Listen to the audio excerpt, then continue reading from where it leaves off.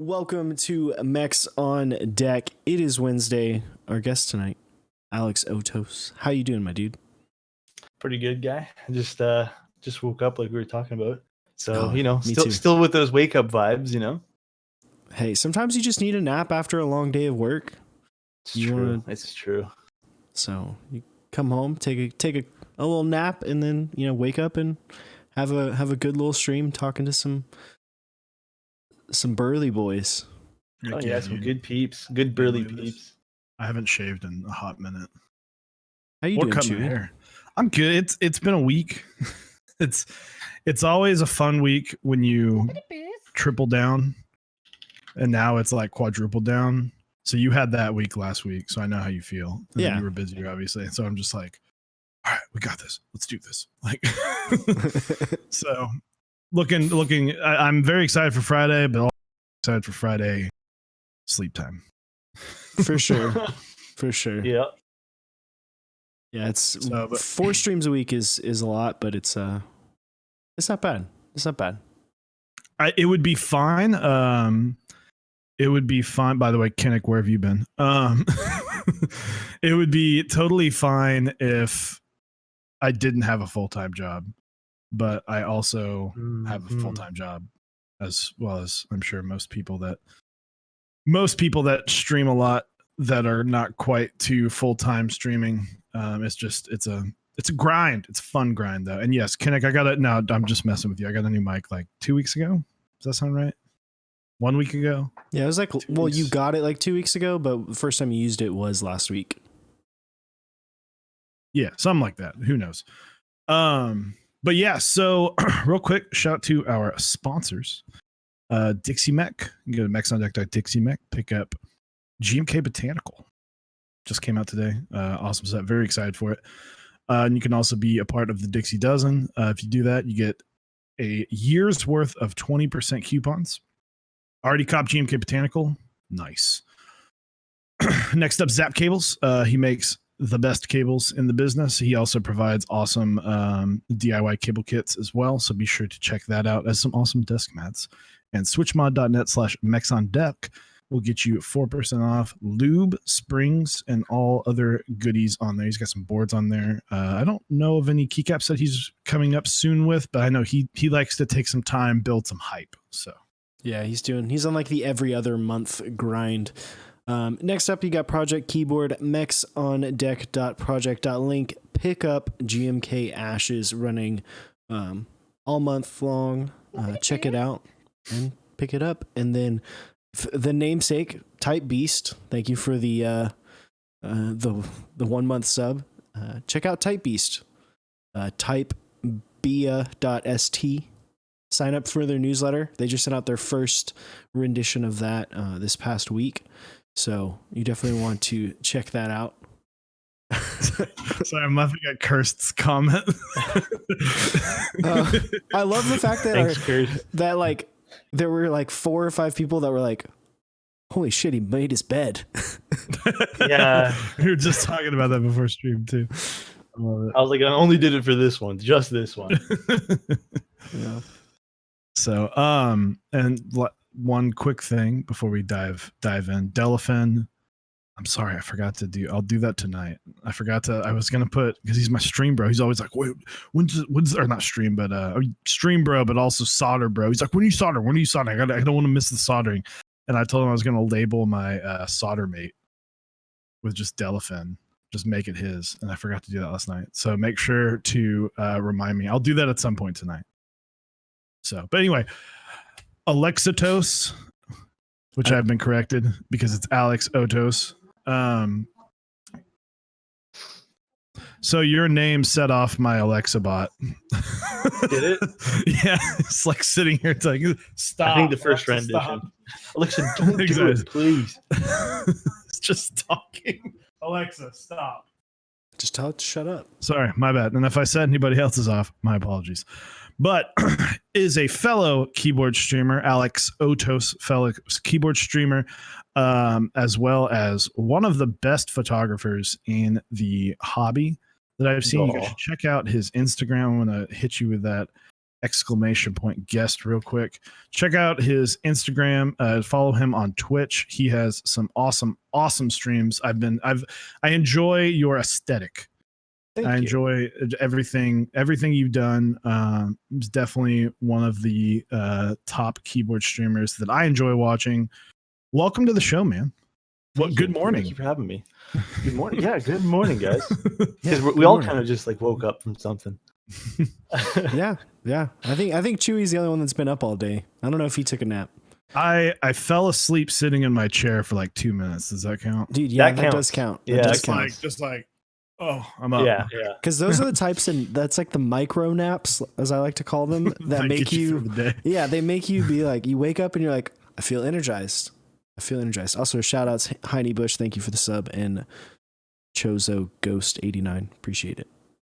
Joe's is a beast. Chozo, I like Chozo, Kurt's welcome. comments. Alex's photos are. What emoji is that? Craigasm.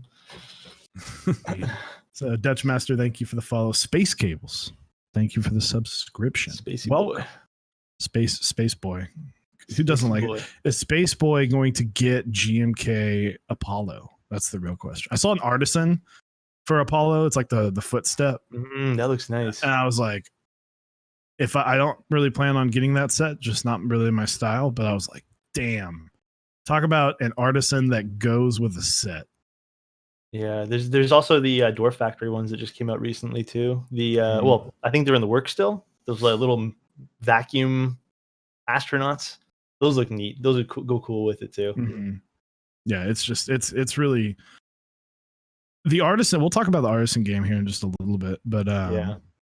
But first, we're going to go through our fast four. If you are unfamiliar, you don't have to answer these fast. We made Apiary answer them really, really fast once. But we also are going to put a cap because I am a you or you answer them in over the course of an hour and a half. So Yeah, we got very sidetracked there.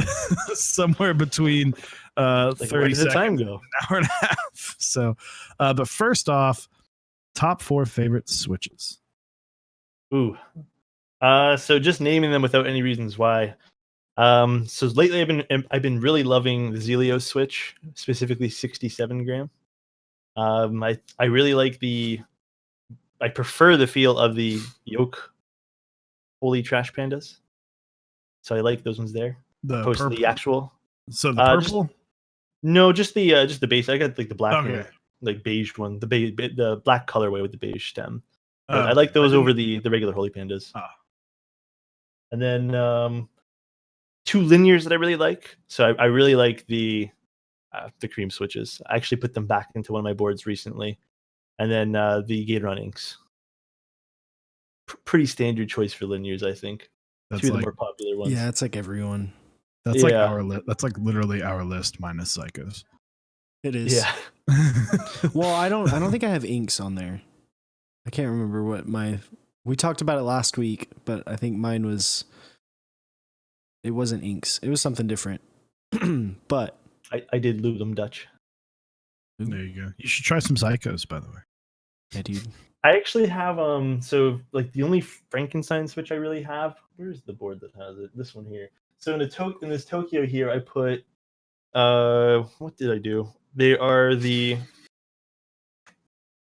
Zeal housings. So this guy over here with the stems of what's the switch that you put into the Holy Pandas there? The Halos. Halos, The Halo yeah. gears? So you're 2/3 of the way there. Yeah. So I've been really enjoying these on these. I did these T1s as the mods, and then as the alphas I did those.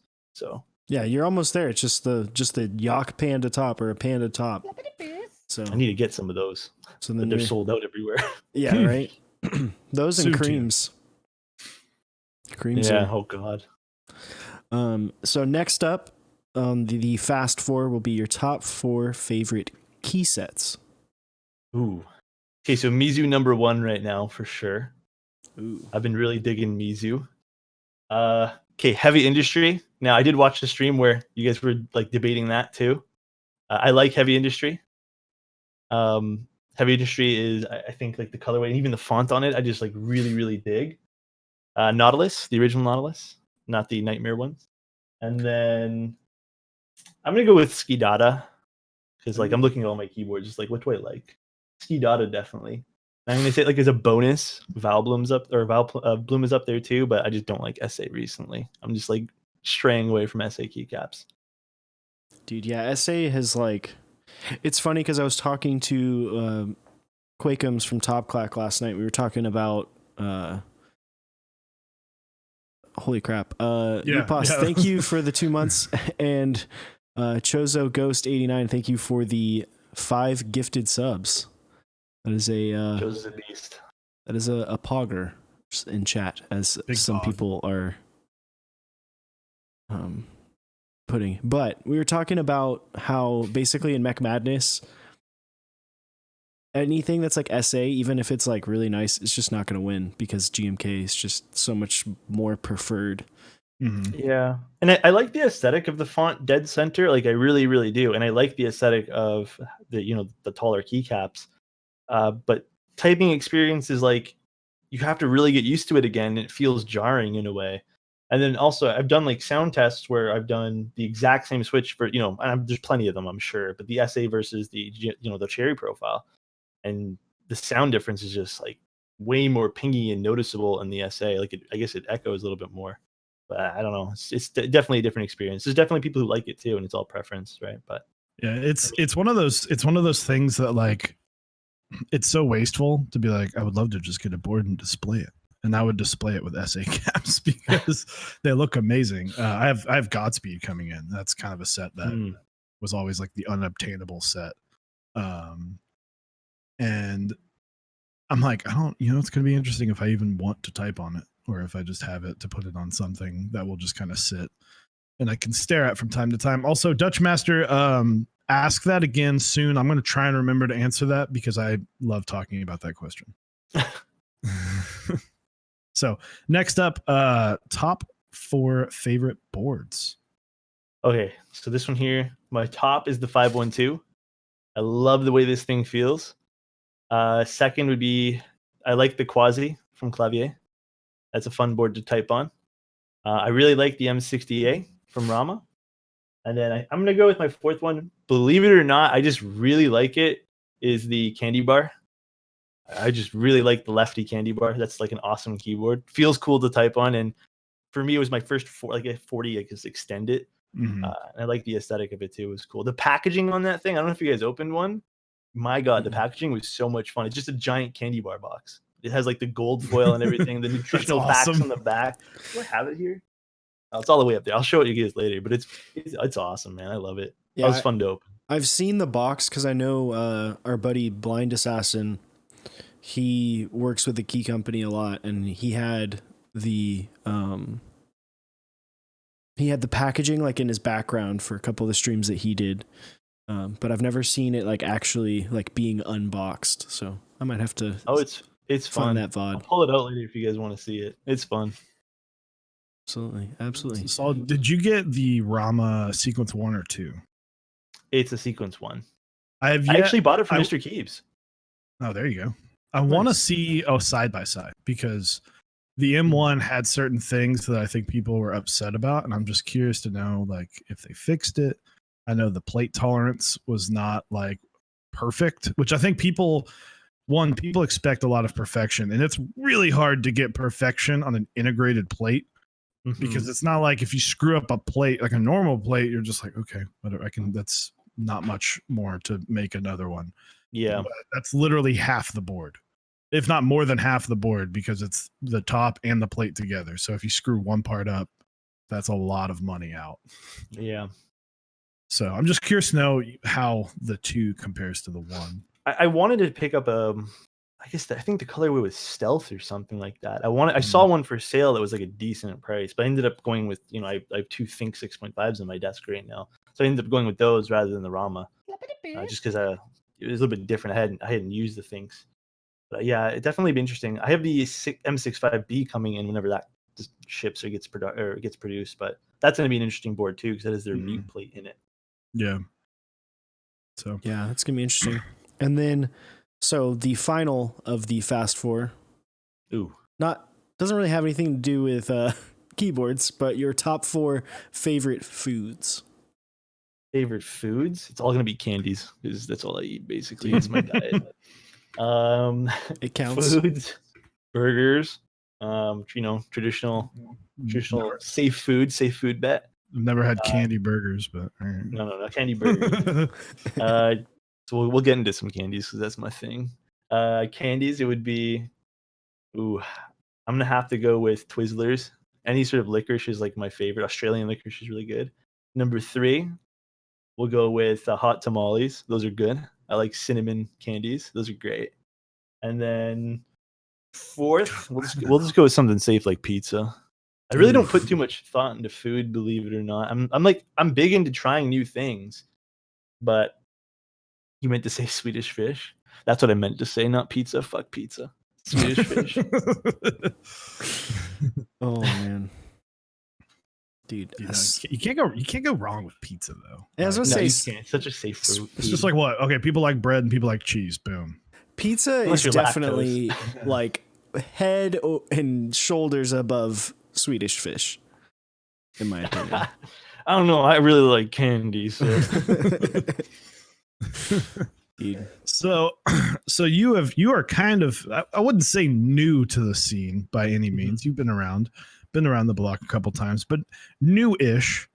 I had not, I discovered you actually just by Twitch. Twitch Okay. did a thing, and I was like, oh, another keyboard streamer. Oh. Let's go check him out. sure. And so Twitch, well done on showing me other keyboard streamers. But I had only really found you in the last couple of months, but I guess tell us how you got into the hobby. For those who, I know a lot of your crew is in chat, but for the people that may not know you as much. Okay, it was Kinnick. Okay, it was. So never mind. It wasn't Twitch, but Twitch, you've done better. But Thanks, it was totally Kinnick. My bad. Thanks, bro. But how'd you get into the hobby? Kind of what got you? Obviously, you are a fantastic photographer, and you've been into gaming from what it looks like. So I originally got into it because I was like really just getting into like building a computer station. Like my room is nothing crazy special. Like it's no huge fantastic gamer room like you might see on Instagram. But I was just more into like building my desk and building something comfy for me to live in. So I ended up like there's so many old variation photos of just my desk, and then I used like a Logitech G910, whatever it was, with the Romer G switches, and I was like, this is the bomb. This is like the best switch I've ever tried. They were nice and mushy, and I think then you got woke. Yeah. and then then one of my friends was like, bruh, you got to try cherry switches, and I was like, all right. So I ended up getting a Gons GK87 Pro. So if you guys aren't familiar with that board, it has like a Never heard of it. non-detachable wire. At the time I bought it like a year and a half ago, it was one of the only boards I found off Amazon that you could buy that had like underglow on it. And I was like, this looks fantastic. It was a TKL, and it had cherry red switches, or you can get cherry browns, but I was like, reds. Like everyone's saying reds are the best for gaming. And I wasn't a huge gamer at the time. Like I had got off a huge WoW kick. So I was just kind of playing like Counter-Strike and some other games, and I tried that board out, and I was like, this looks dope. And I started taking a few photos of it, and like my background of photo taking is I was a product photographer for almost like 4 years, doing like fitness stuff. So I was like, okay, this looks pretty cool. And then one of my friends like, you got to try cherry browns, like cherry brown switches. And at this point here, like I'm seeing the word cherry as someone who's new to keyboards and sees like retail packaging, like Logitech and Corsair were really pushing that. And I was like, okay, cherry obviously has to be the best switch. And this is like the power of marketing too, which is really interesting. And then so I ended up getting a cherry brown. Well, I actually built a tofu because I was like, okay, let me look into this. And I was like into the Reddit movement too. Like I had a few of my battle station stuff posted on our battle stations. Even Random Frank P, I think, hosted me. Well, not hosted me, but featured me on one of his like battle station tours, whatever they are. And I ended up building a tofu, and that was a solder PCB. And then I put cherry browns in it, and I was like, okay, these are kind of better. And then my next board was another tofu, and then I built what switch did I use? I think I ended up using I used Telios, and I was like, these are miles better than the other things I just tried. And I remember, like, and again, from like my standpoint of being like new and introduced by myself to the hobby, when I read the word Gatoron on the Telios, in my mind, because everyone was saying cherry, I was like, Gatoron is like the bad brand.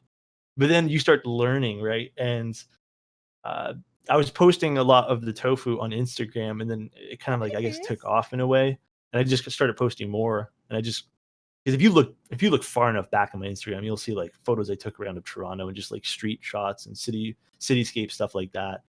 And I slowly just did more keyboard stuff, and I just got really into the community portion of it. But the one thing I kind of not saw missing, but like I saw like that was kind of not there, which I was like, hey, I want other people who are like in the same boat as me to kind of feel it out with me too. Was there was no like introductory community other than hopping in like the mechanical keyboards Reddit, or even going to Mech Keys Discord, which can get like really flooded with messages, like yeah, and really aggressive with opinions. So I was like, okay, what if we just create something like that, and then also just continue to do what I'm doing and just have fun?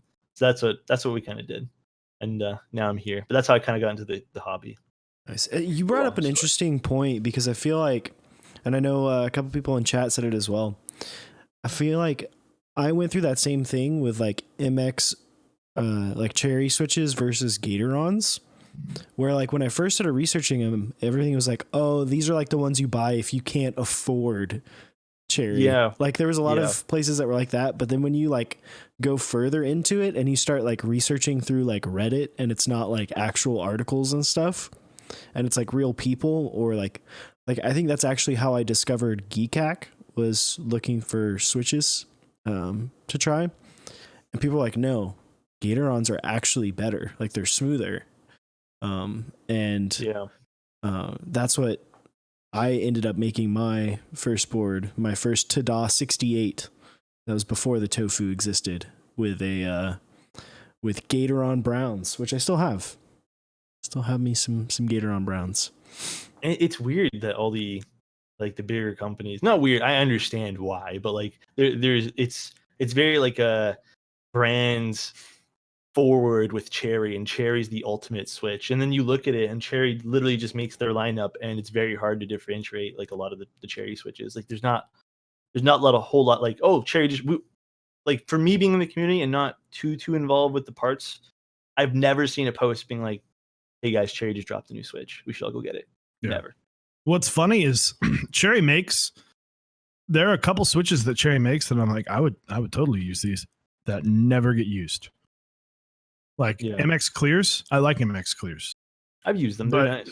They're, you know, for like if you're going for a heavier switch, not super duper tactile, but in my opinion, just a slightly better, heavier MX brown, and you lube them. And ergo clears, you can make them.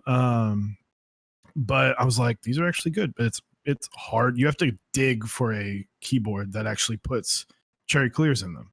Yeah, it's true. Like, because usually it's blue, red, and brown, and then they push red because they're like gaming, light linear switches, or speed silvers. That's the one they push a lot now too. With the higher end, which is so funny to think that it's like they take a switch that costs pretty much the exact same, but they're like, these are the high end switches. But marketing does crazy things. It does. Yeah, that's kind of my introduction to here, and now I was doing a lot more of the artisan stuff when I first started too, just because like I was seeing the price of boards, and just I didn't understand how to buy things, and I was like, okay, the artisans seem a little simpler, and even that, as someone who was new into the hobby as well, because I only started like doing all this stuff in June last year, and like the artisans seeing, you know, Google Forms, I'm like, this is kind of sketch. Someone who's never done it. Right. And I'm like, all right, let me just try it once or twice. And I ended up buying stuff. I'm like, okay, this went kind of smooth. But then even some of the other stuff, I got what I paid for. So that, I'm like, all right, this kind of works. Imagine having your first group buy, being the modern M0110, like Chewy was with. I'll let you know when I get it. Yeah, like 2 years ago. And then the second one is the Lumina, which we were talking about a little bit earlier, but but yeah, So you got into the hobby last June. Yeah. The year before, so the previous June is when I bought the M0110. I still don't have it. No updates or anything? I mean, updates. Like they're Okay. being made, and he's shipping stuff out slowly. But like, there was a long time where there were no updates. there was no updates. Don't make boards in America. Also, Don't Yeah. make metal CNC boards in America. Cost of everything's crazy, I bet. If this was China, I would have had my board and probably have sold it over a year ago. yeah, it's one of those things. It's like when you do it in America, a lot of times they'll be like, they'll have your order and they'll be like, oh, but we got this bigger order, so we're going to push yours back. And then that just continues to happen. And then you're screwed. So, because they don't deem it necessarily worth their time a lot of times. Yeah. I know coming from like the audio community, because that's what I was big into, just like lurking in the audio community before the keyboard stuff. A lot of the high end audio stuff is actually made in America. Like even the stuff I'm using now, like I'm not sure, it's probably most likely some of the parts are sourced out of country, but a lot of it's just like assembled and done all here here I say in North America. But yeah, like, and coming to the keyboard stuff, it was very different, very different. Like nothing is made in America except for some of the artisans. That's it. Yeah, I'm sitting here, right? I guess cables. Yeah. That's just like made in America. Assembled in America. Yeah. No, it's crazy. So so you've gotten into building, obviously. I have, yeah. You've done some awesome builds. So how's the experience kind of we've actually we asked this question a lot like 8 months ago in regards to keycaps of like you designed, keycap design when keyboardrenders.com came out, it like shoved GMK down everyone's throat. And we asked the question of like, how is it designing with all these people designing keycap sets? Like, how do you differentiate yourself and all of that? So I guess my question is, there's been a huge wave of more and more keyboard streamers. So how is it? I mean, you're obviously doing something right. Thank you. So like how have you found keyboard with building keyboards and just the whole Twitch experience and everything? So I always tell everyone in like our little Discord, like for me, I know I mentioned it off stream earlier, but like when I take photos and stuff, I have this huge mindset where it's very much like imposter syndrome, where it's like I don't deserve the attention in a way. I'm just doing this for me. And some people find, obviously, because I've been told even today, like over that giveaway today, that they find inspiration when I do, which is like fantastic. And, I find that very flattering. For me, it's just taking the photos that's been, my primary goal. Like I just enjoy taking pictures of things. And I've always been, in a way, a little bit more materialistic with these things. And I enjoy like even the 512 I'm looking at right now. I'll put it up to the screen here. Like there's little bevels and stuff which I like taking photos of all around the board. Mm-hmm. And for me, a lot of my viewers, I guess, come from my Instagram. Pay me like a French bottle, I will curse.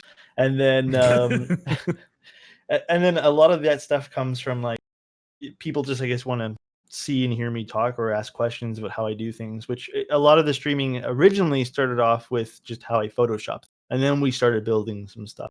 And seems like a lot of people really like that. And for me, I do mostly hot swap on stream just because like I lube on stream as well. So usually the lubing will be like, because I stopped to talk. Yeah, it will be like 2.5, 3 hours. Respect. Like there's been hot swap boards. I've done it like twice, and I was like, I can't do this. So for me, it's been more like we just come on stream to talk and chat, and there happens to be a keyboard being, because like a lot of what I'm built on as well, and what a lot of what I kind of, I'm gonna say push is more positivity stuff. Like a lot of my Instagram stuff will always have some like, hey guys, like remember, like this is just stuff you see. Like this is a keyboard I bought for X amount of dollars. This does not define anything. Like you're not going to be happier if you own this thing. So a lot of my stuff's based on that, and a lot of the guys, like even in Discord, guys and girls in Discord are very much just there for each other. I think the keyboards are just something that they can relate to. So that's just been what I've been doing. Like it's been more like mixing your keyboard with your setup if you want to talk about like the keyboards themselves and more aesthetic stuff. But yeah, and Keylab says a great thing as well. I try to like really make a point of just answering like literally everybody in chat. That's why lubing switches. I remember one stream, like literally we broke switch lubing up into almost 2.5 streams, and it was like 67 switches. Dude, I don't think I could actually ever lube on stream just because I'm way too meticulous about it. Like I would get like, it would be like 20 switches an hour, maybe. I'm lucky to do that in 2. Yeah, like it's been more that, and then like I work really closely with some of the artisan makers as well, like Keylabs, for example. Like today we did a giveaway for them on my Instagram, and it's still going if you guys want. Yeah, if you want to throw here, let me hit that exclamation guest. Yeah, follow if him you on guys Instagram. want, it's live right now for a keycap. A lot of my stuff has been like working with artisans because I really like artisans. It's very creative, and as an artist too, because other than taking photos, I paint and stuff like that as well. Stuff that you guys will probably truthfully never see unless you visit my art, which you guys probably won't find. Challenge accepted. Challenge accepted. Someone's gonna find it tonight in like 2 seconds. Throw it in the chat. And then like I paint and stuff too, and I do digital work and stuff like that. Like there's a few things I do that's different. Like I did Space Cable's logo, for example. So a lot of that's just been like I really appreciate the artisans. Like I really dig them, and I don't have money to throw at artisans like all the time. Obviously, like most people don't have a billion jillion dollars to throw at these things too. But it's been a lot of like, Chozo, you really now. Yeah, a lot of it's been like that, and I like taking the photos of the artisans, and I really respect their work. So I even made like a website where I kind of take close-up photos and post like the full resolution. Well, not full because it would be way too much data to render on a web page, but the full resolution photo almost. And that's been kind of what I've been doing, just kind of taking every little piece of it and just breaking it down. And like, I really appreciate this fine little detail here. Yeah, absolutely. Like I was actually checking out your website a couple weeks ago and I was like, this is sweet. Like, this is awesome. Like all the different pictures that you have and how it's just like laid out. It's like really, really pro looking, which thank you. I can appreciate. I wish I was artistic when it comes to like visuals. Like I just can't. Like I can make music, like sort of. Yeah. I used to be able. I was better at it like 10 years ago, but like I say that as I like stream always in front of like a messy ass room. I'm like, guys, I'm all about aesthetics. Look at it. Look at it's perfect. Yeah, why not? I mean, brothers. It definitely is one of those things. Like I'm the same way. Like I'll clean my desk and I'll look at the rest of my apartment and it'll be dirty and I'm like, I don't really spend a lot of time over there. I'm not worried about it.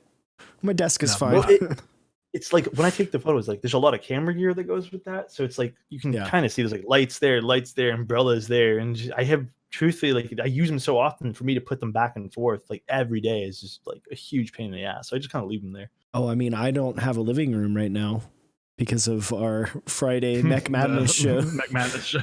My living room is a green screen with a table and 2 chairs and then 3 cameras. See, and I definitely feel that because like I don't like setting stuff up. Like I like being able to sit down and like I move my mic and I hit on my camera and then I'm on my lights, and I like having that. I hate having to like set everything up because then you have to tear it all down, and we try and stream like on a schedule, so it's like, okay, well I'm not going to be doing this but like 2 or 3 times a week. So the other 4 times I don't want all this stuff out. Makes sense. And so like, that's why we got away from like, we did the over the shoulder shot, or at least I did the over the shoulder shot for a while, but then like that cut off half the room with the tripod. So I was like, I got to find a way to just be able to hit on. Which is convenient. Like it's if you save, 20 minutes, 30 minutes every day and you're streaming 4 times a week, that's hours per month that you're saving. So I don't blame you. I want to do that too, but my living space is so small that I can't. Yeah. I feel that.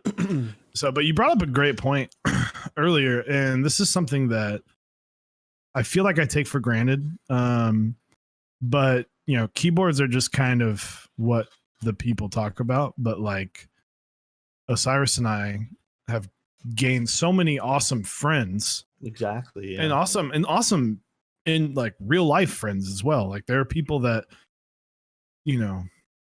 I'm so glad that I know and I've gotten to hang out with that I met because of a keyboard. And then when we talk, like we talk about keyboards a little. We have, there's a reason. I mean, I'm seen your Discord as well, where there's a reason why there's half your Discord is not keyboard related. Half of people's Discords are usually not keyboard. Yeah.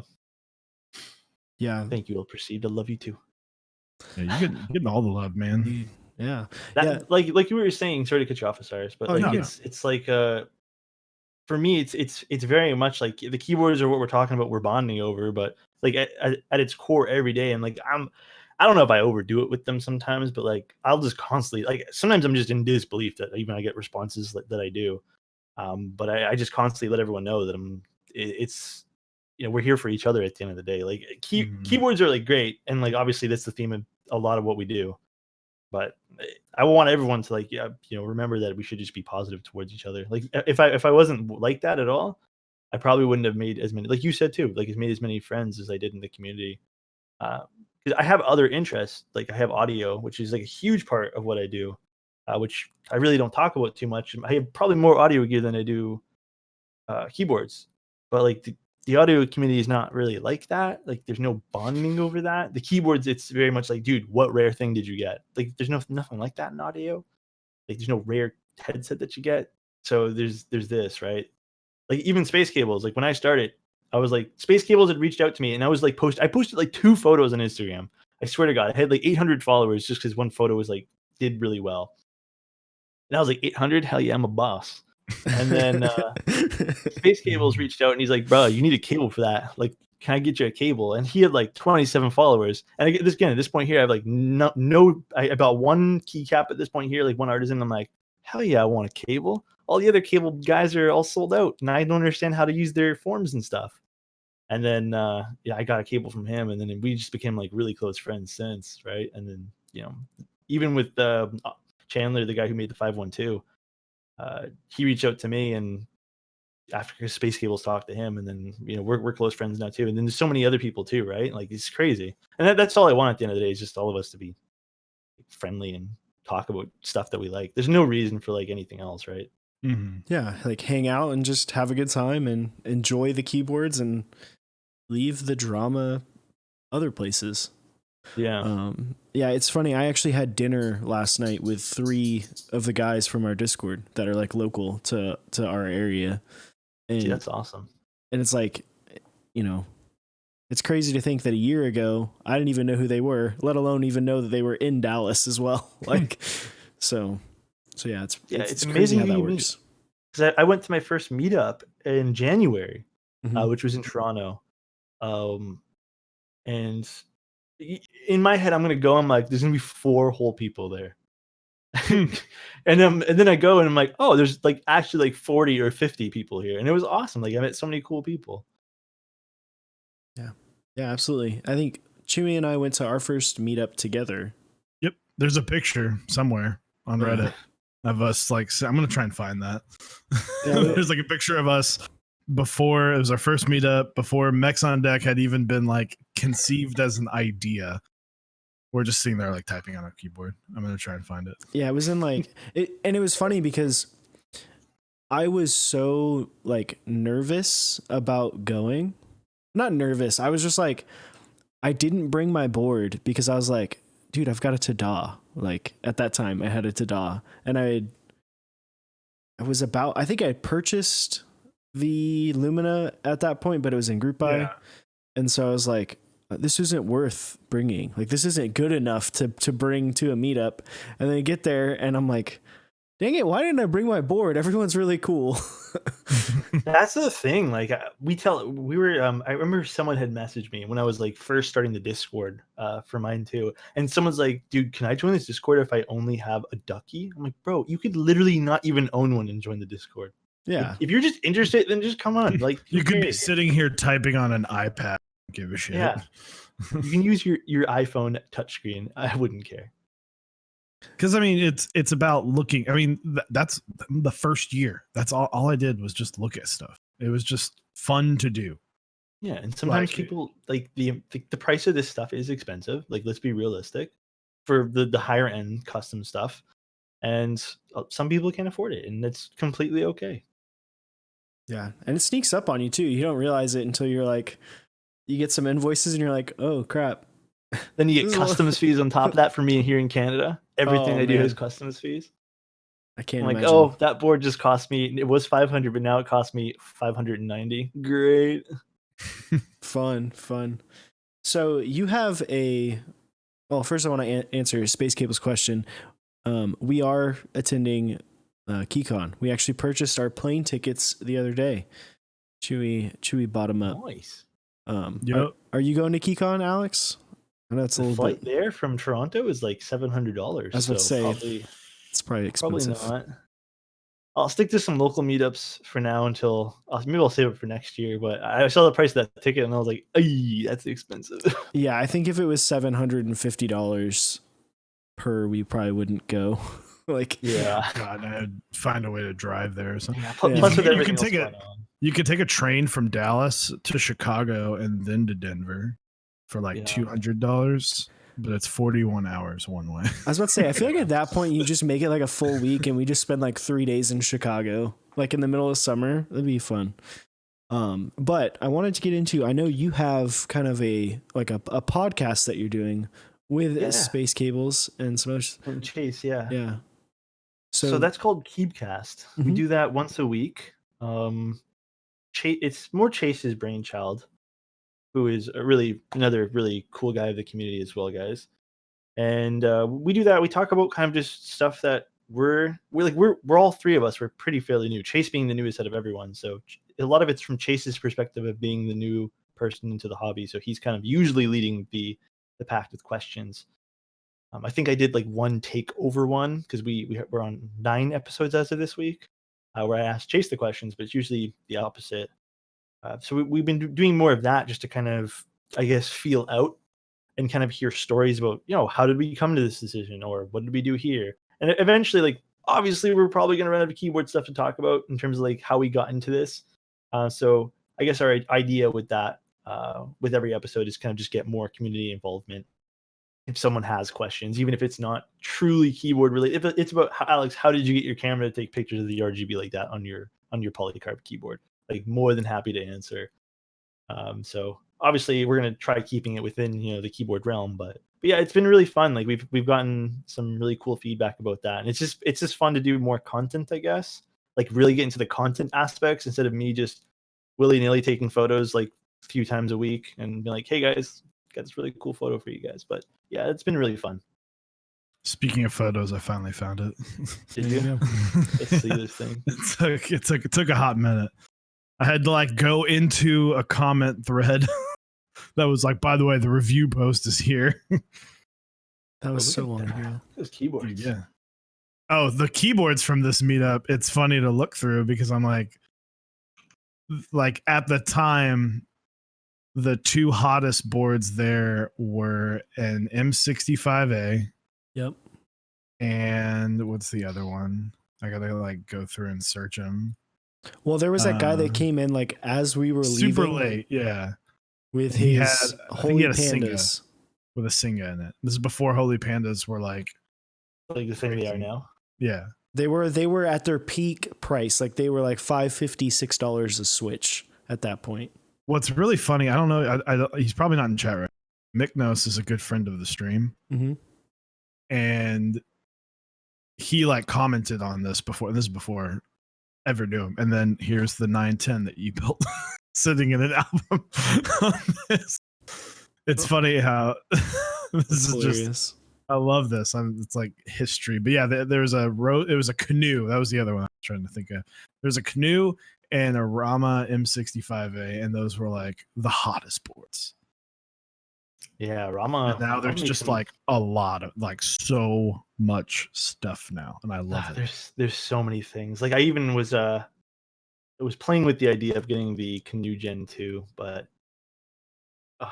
everything's so expensive, and I have like so many things I'm waiting on, like GMK 8008 still, which I know that's why I'm waiting, because I know I have customs fees just waiting for me.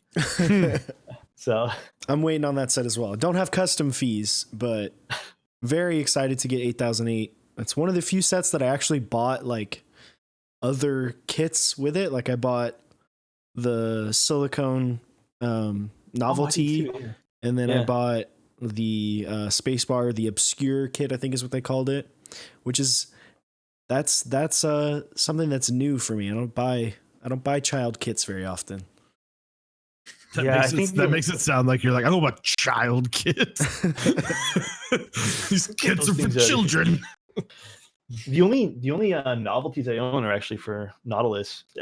I'm not really big into the novelties myself. Like I find I never use them. And even with the Nautilus, I think I put them on for a day. I'm like, I don't really like the submarine as the enter bar. Just give me the enter bar or the enter key. I'm like, put that back in. And now they're sitting in a bag. But yeah, for me, I'm not really big on the novelties too much. I don't mind one or two of them, but I'd rather replace like the key with an artisan. I feel that. Oh, there it is. Okay, GMK Necro. So the designer of GMK Necro, the reason it gets hate is because it was the second time this had happened, and still one of I would say the worst. I think Plum still was sort of close, but this is the worst time we've seen where we saw an interest check and group buy go through with renders and pictures, and then the final product was like nothing of what it was. What's funny is I fucking love how Necro looks as a finished product. Yeah. I don't like the renders. The renders I can't. I'm like, those look not good. It looks like Shoko but worse.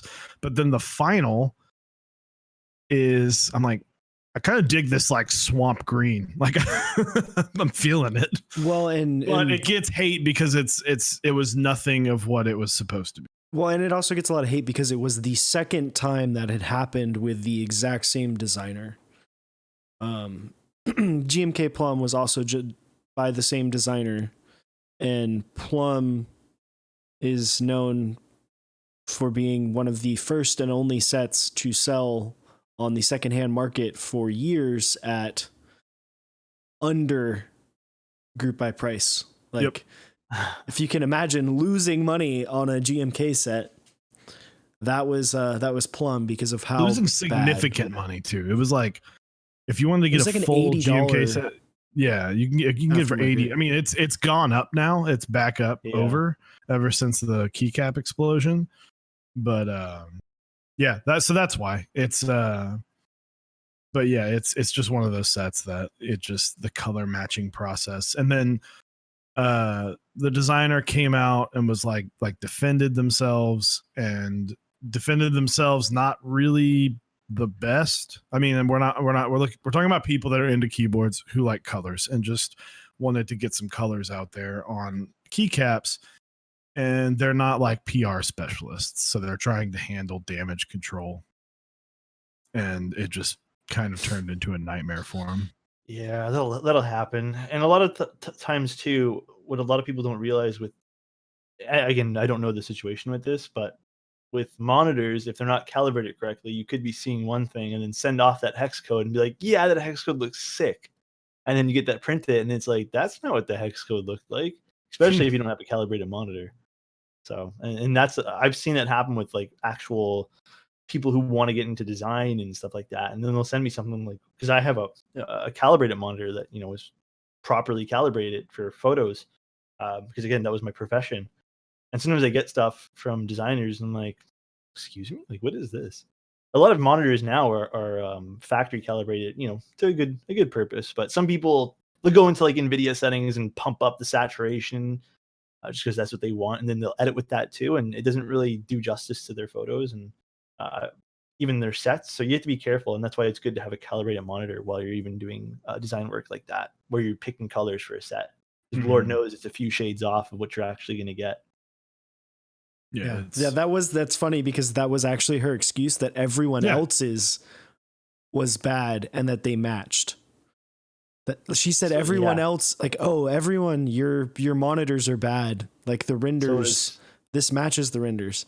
So it's definitely, if you have some time, read the Geek Hack threads of Plum and Necro, and it was very that's interesting. Funny. That's funny actually, because it's most likely the opposite. Without throwing shade at anyone, it's most likely that their monitors calibrate to see colors a certain way, and that's what they produced. And well, and there's a positive from this. To spin this whole thing, it made everybody way more like, I have to make sure this is perfect. I have to make sure it made everybody way more cautious, which, like, at that point, and it sounds bad, but like, thank you for screwing up, because you've taught everyone a huge lesson of when you get these samples in, try and take pictures, try and take, I'm under the belief that oftentimes take a picture with your phone, because most people are going to be looking at it on a phone, and just auto on a phone, because 99% of people are going to go, okay, I get that. Like, obviously someone like you, Alex, would be like, oh, hey, that, whatever, because you are a lot more into photography. But most people here, I have a nice camera. By no means am I a photographer. I can take a nice picture. By no means do I call myself a photographer. I have decent equipment that can, and I know somewhat about light. So I take like, and then I just shotgun style it. So I just take like 80 pictures and find the best one. Yeah, and that's a big thing too with photography as well. It's you could literally take photos. Like, some of the best photographers I know could take my cell phone and then just produce like the shit that I do with my Sony with my cell phone. And a lot of people do that because it's all about lighting, right? Like, a lot of it's lighting and how you're actually using your camera and your angles. But and I think with going back to like that discussion and that's one thing I always talk about too with Discord and sometimes on stream, is with anything you do in life, if you fail at it, it's always a learning opportunity for someone. Yeah. So exactly that, and I truly believe that. I think you mentioned taking pictures of your phone. I think it was actually GMK Waves where Enjoy took a picture of the sample with his phone, and he had like an iPhone 5. And people were like, oh God, people were like, it was like either like an iPhone 5 or an iPhone 6. And people were like, man, this looks terrible. Like, this looks really bad. Like, it doesn't look anywhere near as, as bright as it's supposed to look. The blue doesn't look as deep as it's supposed to look. And I'm like, yeah, because you took the picture with an iPhone 5. Like, color science has come a long way in your phone camera. Sensors are so bad, and anything like pre iPhone 6, the sensors are just terrible. So you're gonna get a lot of noise. You're gonna get a lot of especially the AI and a lot of the photos that Apple produces too, even Samsung and stuff. Like, the AI does stuff, so it's always good to take something in RAW with just bright, natural white lights. Like, that's what you need. Just go outside. Yeah, just put it outside. Just go outside. Different lights do different things. What set was it recently on Geek Hack where they took photos with warm light, cool light, natural white light? They did one of this. I can't remember. Modern Dolce did that a long time ago. Yeah, maybe it was. Well, I don't think it was Modern. It was someone. It was one of the newer sets. Was it Peaches and Cream? Because I want to say. Well, I know that the Future Funk renders had both on light and dark. They had them renders too, yeah, which was good to see, because like that does. A lot of people don't realize the warm lights. Like, I have white lights in my room, but warm lights do that to keycaps. Like, it can make a blue look more. I can literally right now show like I'm going pale, and then I can just start getting redder. Just like a live video, like, oh no, now I'm orange. Yep. And that's just the difference between warm light and light light. Yep, exactly. That's literally what it is. It's huge, especially when you're doing photography and stuff too. That's actually one of the biggest questions I get too, is like, how do you get things to be so bright? It's because I use like tons of different indirect white lights. I don't use any other colors, Mhm. and that you can always adjust it in Photoshop, and then even shoot so your white balance is for that light. But natural white light will do the most justice to your keyboards and keycaps. Mhm. That's why, like, some of the best pictures I've taken, I've been like, oh my. Yeah, Like, that's it. one of my favorite pictures I've taken was I had a gray TX60 with modern Dolce on it, and I was like laying on the ground trying to get like these cool little side angles like on the concrete, and I was like, oh, this looks great. And That's what it is sometimes. but it's funny that because what's there's a picture I was talking about because keycaps are hard to take pictures of. Some keycaps don't photograph well. GMK Bento. GMK Mizu.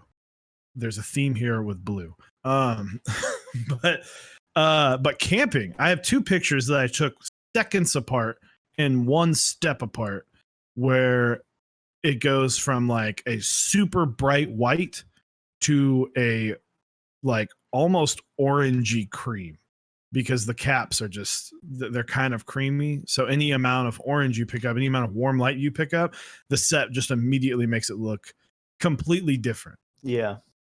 And so next question, obviously you take pictures. Obviously GMK Mizu you even said was your favorite set. So how are you finding taking Mizu? So Mizu is interesting because Mizu under different lights obviously affects it differently. I wouldn't say I had any problems with Mizu. I think actually the hardest set to photograph as of recent memory was Skidata. Mm-hmm. And the reason why is because orange mixed in with other colors, because I have a lot of accent lighting in my room. That there's a few photos I tried taking of that particular set, and the orange turns in like when you shine purple light, because I have a lot of purples. That's like a big thing of mine is purples and blues and reds. It actually makes the orange. Actually, even happens with the tangerines. Believe it or not, the tangerine switches. It makes the orange like almost pop. Like it makes them almost a glow, even though like the blue mixed in with this orange.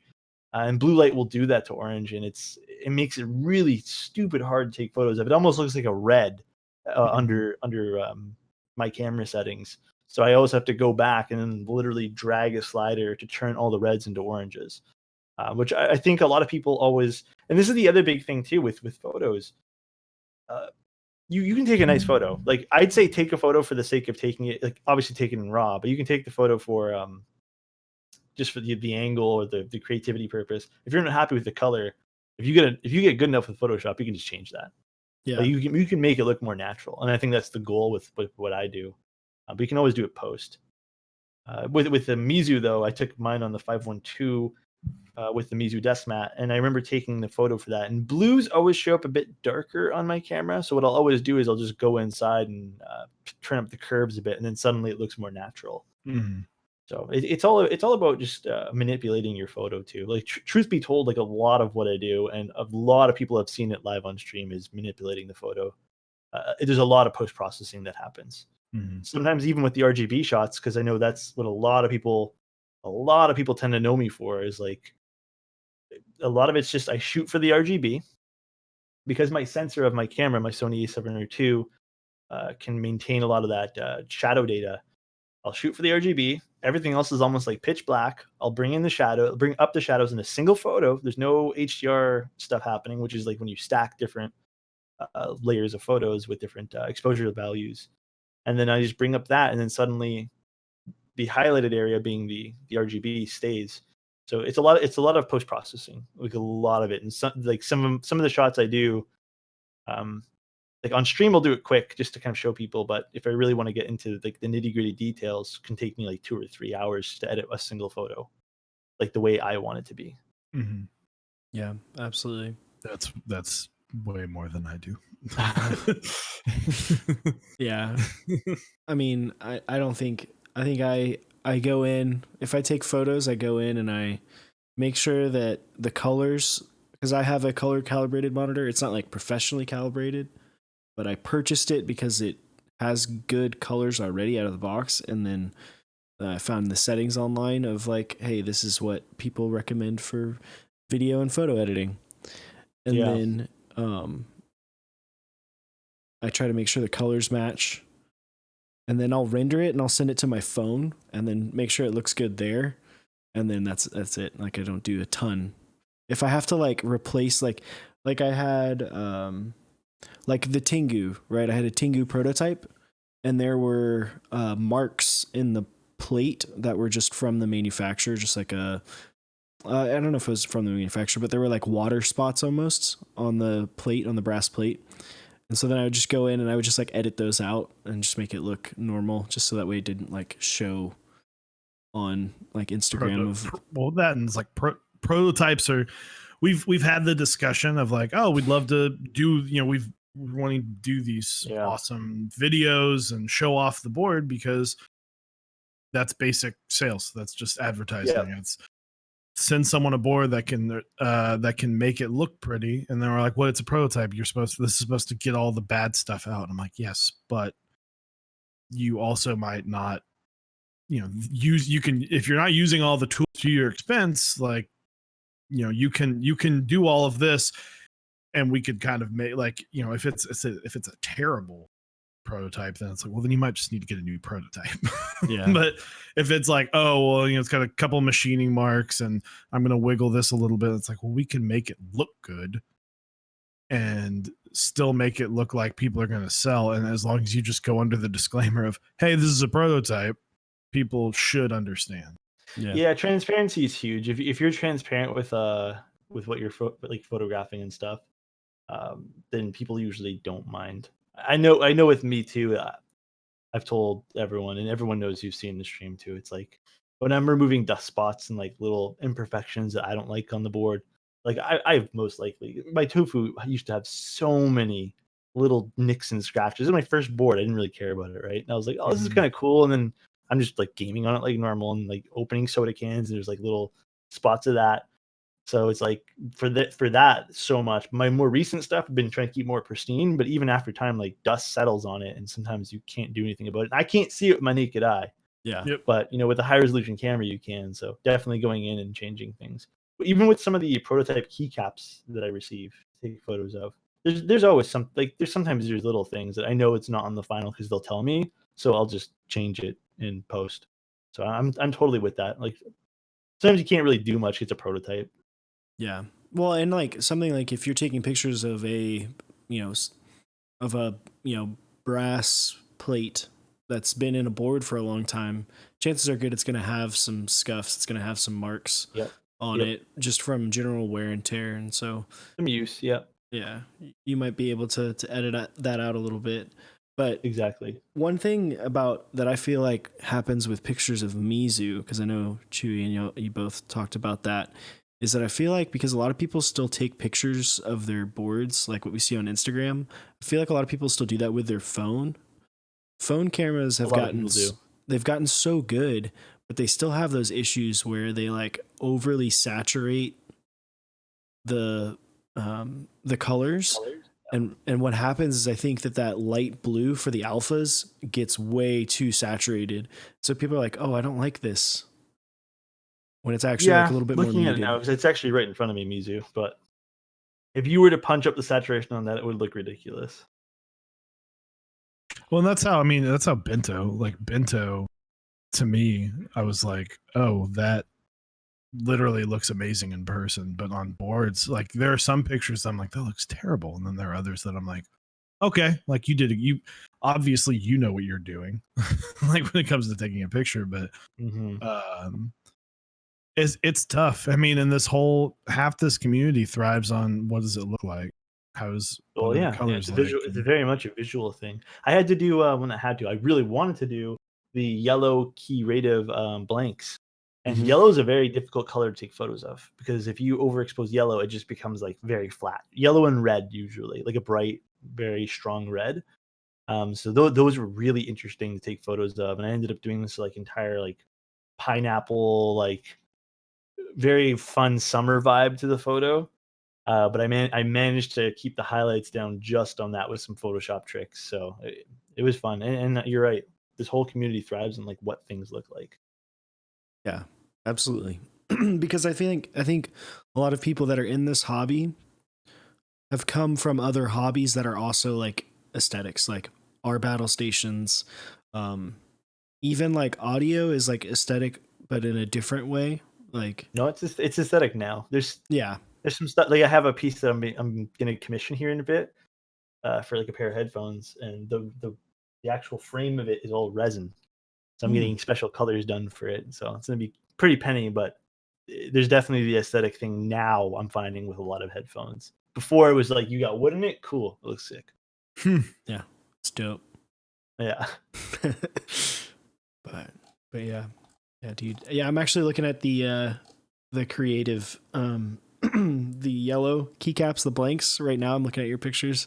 I could see how that would be rough to try to accurately picture with everything you've got going on with the desk mat and whatnot. Yeah, that was interesting. That was like a tough one. Even actually on the Rama heavy industry, that particular yellow, if you don't photograph that right, can almost look like a very, very deep off orange. Mm-hmm. So you really have to be careful with your saturation levels there too. So, kind of transitioning back to keyboards. Yeah. Because I mean, no, this hobby's a lot about photography. Let's be real. But Yeah. what are some boards you're excited to get? The Luna, that board I'm excited to get just because I like the non-standard aesthetic of it. It's a little bit like if you guys have seen the Luna, it's the jagged design on the side. Mm-hmm. I have M6 5B coming in soon, hopefully, whenever that decides to ship out, I guess. I would have loved a thermal, but I kind of slept on that group buy just because I was like, I don't know how I feel about it. And then the group buy ended. I was like, I should have bought one. And then I have the console I really want to build, which I'm still waiting for a PCB. I have a PCB, but it doesn't have RGB on it, and I just really want some RGB. So the console is an acrylic gasket mounted keyboard. So I really want to do that one there soon, sitting on my shelf. And then what else do I have coming in? I think that's really. Oh, I have a Pikachu build. Ooh, there you really go. talking about yellow, huh? Yeah, from Loki keyboards. He does like acrylic, so it's like a clear acrylic. And if you've seen the keyblade from Clavier, it's instead of having the handle, it's the Pikachu tail. Oh, that's cool. So it's an ortholinear. Cool. So it's tiny, but it's going to be really, really fun to build. And I have those Pokemon keycaps coming in from S-Craft. Mm-hmm. So I think Pikachu is one of them. So I can't wait to put Pikachu on that. And I have some other like Pikachu themed stuff. So I'm gonna just load that thing up. Put GMK Samurai on that to get the red and blacks too. So one of our mods got Drifting Bunnies got like a Chinese Pikachu, not licensed in any way, keycap set. I think it was DSA, but it was like full on Pikachu. Yep. Like 100% would get sued in America. Yeah, if Drifting Bunnies, if you're in chat, post that pic. It's hilarious. Definitely. Dutch Master asks, where do you guys store your keyboards? On a shelf. I don't really have like a storage unit for it. You guys can kind of see it. Like it's over there. Like there's like a shelf there, and then there's some more keyboards up. Oh, my hand's going the wrong way. That way there. Yeah, there's like anime figures and stuff. But I'm gonna redo this entire thing. Like this entire area is all gonna get hanging floating shelves, which I've already picked out. I just need to go and order them now. And they're gonna have like cabinets, and I'm gonna put all the keyboard stuff in there because like the artisans I'd like a home for, just not sitting on my desk or a dresser. What about you guys? I have a big case that holds 3. Actually, Osiris has it right now. Got 3 of my. Osiris has 3 of my 5 boards currently. So I have a big case because it does help with dust. Pelican case, I guess. It's an Apache. Okay. Same concept. Same concept. Way less money. Yes. And works. I've traveled with it. Do you pull out that, Austin? I just want to see it. Okay. Give me a second. So I've got that. I've got my desk. This is where I usually spend most of my time, is at my desk behind me. And then I've just got a bunch of cables that run everything to another monitor in front of me and all the camera stuff. And so everything, like I usually have a board over here. a board over there. Like right now, my board it's not mine, but if I can, yeah, the wolf mark that I built last night, I'm typing on because it sounds amazing. Quick flex, exactly. Quick flex. And, oh, there it is. I love that That's board so beauty. much. Yeah, dude, the Austin, man. It's a pretty board. That matte Pretty black board. came out really nice. So I usually have like one board over here, one over there, and then I'm using this for the rest of the night now. there you go. And the rest just sit in a case in my closet. So Yeah. I have like a couple of boards I have just like sitting open in a closet. But most everything that I have sits in a TX case if I'm not using it. So that makes sense. I have sleeves which I don't put because I'm always taking photos of all the boards, so I'm always like, they don't need a permanent space. But some of them I want to put permanent spaces because like I'm done tinkering with those boards, so I'm like, this needs somewhere. Is there a way to mount them on a wall, dude? That would be sick. Are you talking about the boards? I don't know how safe that would be though. Yeah, you'd really have to like. I wouldn't if I wanted to do that. I would go get like a 5-pound dumbbell, mount everything up, throw them in studs as much as possible, and as many studs. I think the only way to do it is if you went all the way across. Yeah, you'd have to spread out the weight all the way across, and then I would put like dumbbells on it for like at least a week before I put a board up there just to make sure that the good person to ask about how they do that would be Jay from Top Glack. Because he has shelves behind him, like in his, like if you're watching their streams, he has shelves behind him that he puts all his boards on. He's got like 30 boards or some like crazy. If I put a board on this, that whole thing would just fall out immediately. Like, I'm scared with those shelves too. I don't put like the Rama has the internal weight in it. Mm-hmm. So if I put that on there, I'm afraid that whole thing is going to collapse. Mm-hmm. Yeah, it's tough because I would love to. Honestly, what I would love is if like I had like a shelving unit that I could just put right here. Yeah, but then that's kind of what I want to build. It would cover the window though, so I was just like, I'll just keep him. I'll just keep him tucked away. Who needs natural light? Yeah, dude. Exactly. Who needs natural light? Come on, man. It's like, what do you just come home with a staple gun? I was like, what are you doing? I was like, just foaming up the wall, babe. It's totally fine. Stop asking questions. It's better to ask for forgiveness than permission, right? Out here in Texas, that'll help in the summer for heat. Keep that electricity bill down for that air conditioning. There you go.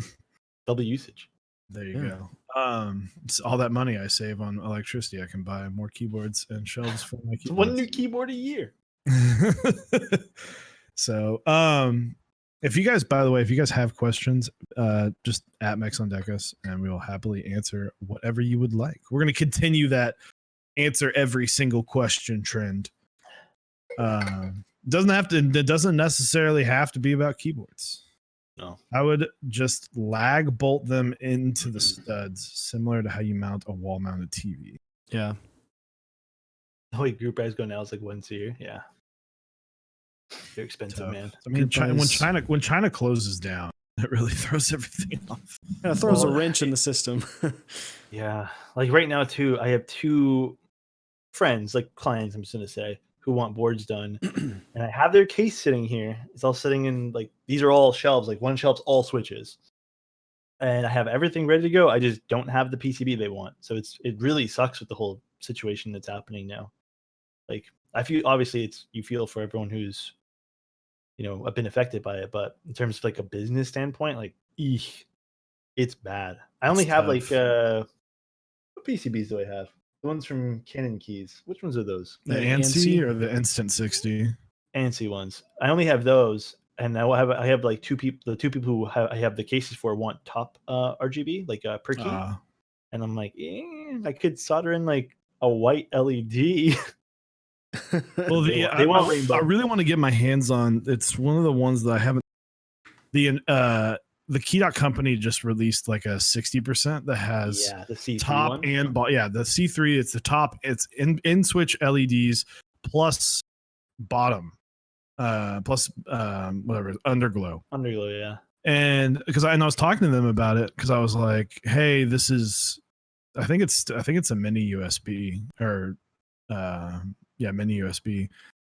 And my issue is I was like messaging him. I was like, hey, I'm just kind of worried about like power because the H60, which is the first hot swap PCB that I had, would literally like reset itself because it would, if I turn the LED, if the LEDs hit all red across the board, Yeah, it would short itself and there would be not enough power. But I really want to get my hands on it because I said like we've tested it multiple times and I'm like, all right. And my wife likes the RGB aesthetic. it's that board. Like if that particular board had also a hot swap, that thing there would just be like flying off the shelves for all the, because like truth be told, like the higher end PCBs and stuff, like we might be like, dude, we can appreciate that, but there's so many people who just kind of want to quickly pop in the switches that hot swap is such like a big thing. Yeah. And there's people in my Discord saying like if that thing was hot swap, they would order like 15 right now just to have them. Which is the irony. The irony is not. I would order multiple of a hot swap PCB because the whole point of a hot swap is that you don't have to have more than one PCB. Yeah, right. Well, more boards, right? Like But yeah, more want to do boards. I would. boards, I mean, right? yeah. I'm still just annoyed that I wish we had hot swap when we had started. That would. Oh yeah, for sure. It would have made God, your that's life specifically so much significantly I've easier. tried so many different switches and Even me right man. now, like as someone who's doing just, so obviously I have like a budget. I can't buy everything that I have, but even the thinks have been such like a grace because I can swap out switches and like show people different things on stream. So for me, it's like, yeah, I have like 3 things I need to solder, but I truthfully probably won't even stream the soldering just because I don't feel like redoing my entire station and setup for a solder thing here. So the hot swap stuff's been like a godsend for quick and easy content, you can say, and just having fun with stream and showing them things. I know that feeling 100% because that's the reason this entire setup exists. Yeah, is because soldering. yeah, and like I had a problem with one of the Think 6.5. This particular PCB, I don't know if you can really, no, you can't really see it. There's 2 pads. Like when I got this thing, the RGB wasn't working. And I'm like, well, that's the whole reason I got the clear. Well, that's and then yeah, and I'm like, okay. So I went to the Discord, to Gray Studios Discord, and they told me that there's like a known issue with this particular PCB, that the underglow does not work. So I had to, I found out the issue, and you basically have to bridge 2 pads with some solder. Yep. And I couldn't do it on stream because I have nothing here. Like I could buy like one of those like little portable ones, and I ended up just like after stream I just went downstairs and just like 2 seconds blob of solder, and then you're good. Yep. That's how because the Zeal 60, the RGB. This is the only board I have RGB on right now. Ooh. And you have to like solder to get the layout you want, and so you don't have like random lights just going off in a random spot. You have to like do all the pads, and it's like this very extensive. That's tough. It comes with like an instruction manual. Like you have to go online and get find the manual. It's like you have to do this one, and they're all pretty easy, but it's like it's not very like user friendly. It's not very like, oh, I'm looking to get my first PCB. Now they don't even make it anymore, but it's it's been out. So, a couple questions in chat here. So, have you guys checked out the new Ghost switches? Seen them. I probably will not get them. I'm still waiting on marshmallow switches. I got so many switches. I got like literally like to myself, like personally owned switches that aren't in boards. Like 700 switches are there. So I don't think I need any more right now. Yeah. It looks cool though. I've got my next like 4 builds planned, and they're all switches that I know I like. And I have planned. I don't have a tester board right now, which is probably helping my wall because then I'm not incentivized to buy more switches.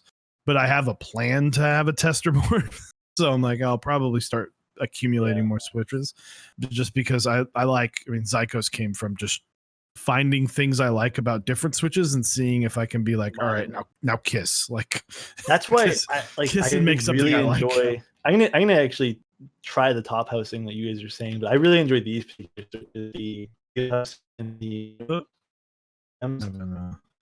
Sam, you chill, Sam. Hello? That's SM Keebs. Hello.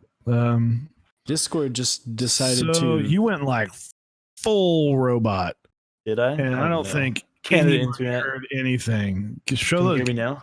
Yeah, you're good now. You're good now. It was weird. It's definitely Discord because stream was fine. I was like, not dropping frames. Discord.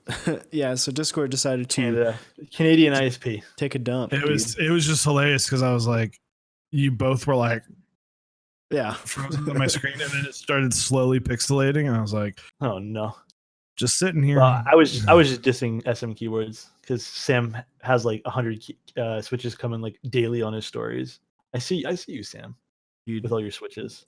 Dude, I've both the mauve and the lilac switches since I picked them up from Chewy. I haven't even really touched them. I had 280 pandas that weren't used at all until this past week when Olivia ran into an issue with the board that Chewy built her last night. And I was like, yeah, here, I've got a bunch that I'm literally they're literally in the box, like in my closet. Yeah. I did that with Gatoron Milky Yellows. I bought like 350 for different builds because like it's such a good switch and they're really inexpensive. And then I ended up like using them for friends builds, and now I have like 80 sitting there, which I don't know what to do with. Even I have the Gatoron yellow inks, which are for the Pikachu build, which I plan to like completely disassemble, put progressive springs in there, and then reassemble it. But like I haven't got the Pikachu build yet, so they're just kind of sitting there doing nothing right now. Yeah, and I'm glad where I'm at right now because I've got the creams for that build. I've got the lilacs for that future build. I've got another build I plan on harvesting from one board and then making said board a not switch tester, but a testing board. But I'm like, I finally got rid of my phase switches. Like I built that on stream a few weeks ago, and I was like, okay, I can finally not call this a loss. And move on. And I think the only other switches I have that are creams are the only ones that I have a lot of right now. Obviously the lilacs, but the only other thing I really have is I have like a crap ton of Novelias, which are the box royals with a heavier spring and recolored. I have like 200 of them. Yeah, because you bought like a crap load of them when they. Yeah, I thought they were going to be, you know, awesome, and I'd be able to like potentially flip them for $1 each, or I just would really, really like them because I was just then discovering how much I liked heavier tactiles, and I was like, oh, I could get some, and then but these are going to be a one-time thing, and then like everyone hated box switches. I was like, shit. Yeah, box gate happened. My experience with the box switches was like I got box jades and loved the way they sounded, loved everything, but I could not get over the fact that every like the whole keyboard looked twisted because of the problem with the stem.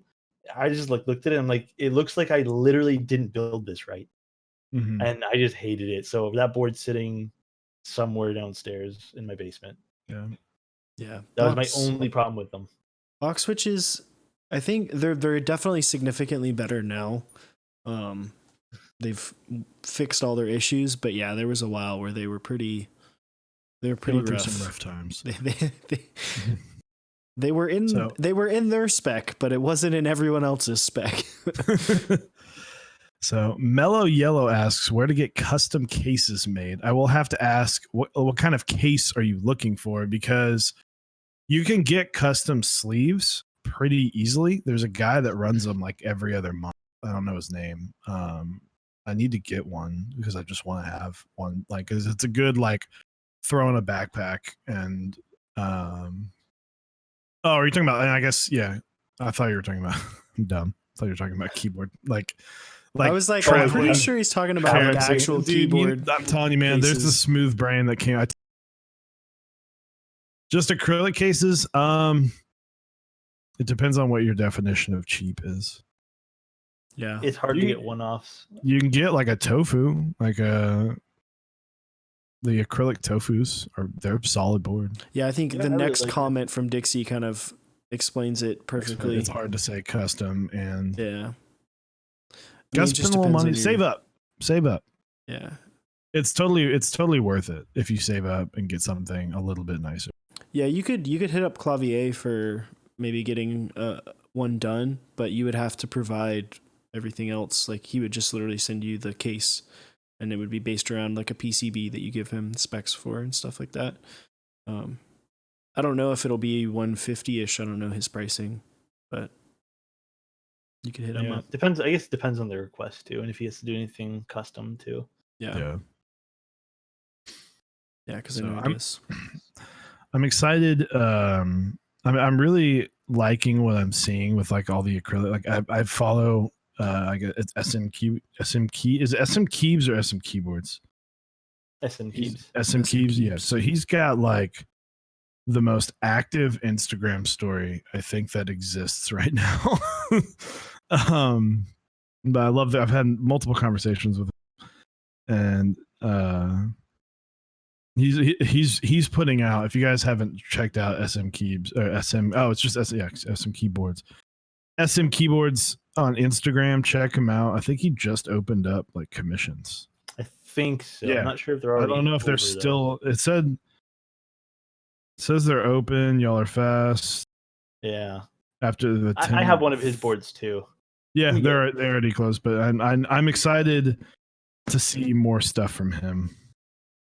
Yep, because he's cranking out awesome stuff. 7 minutes, and then they were closed.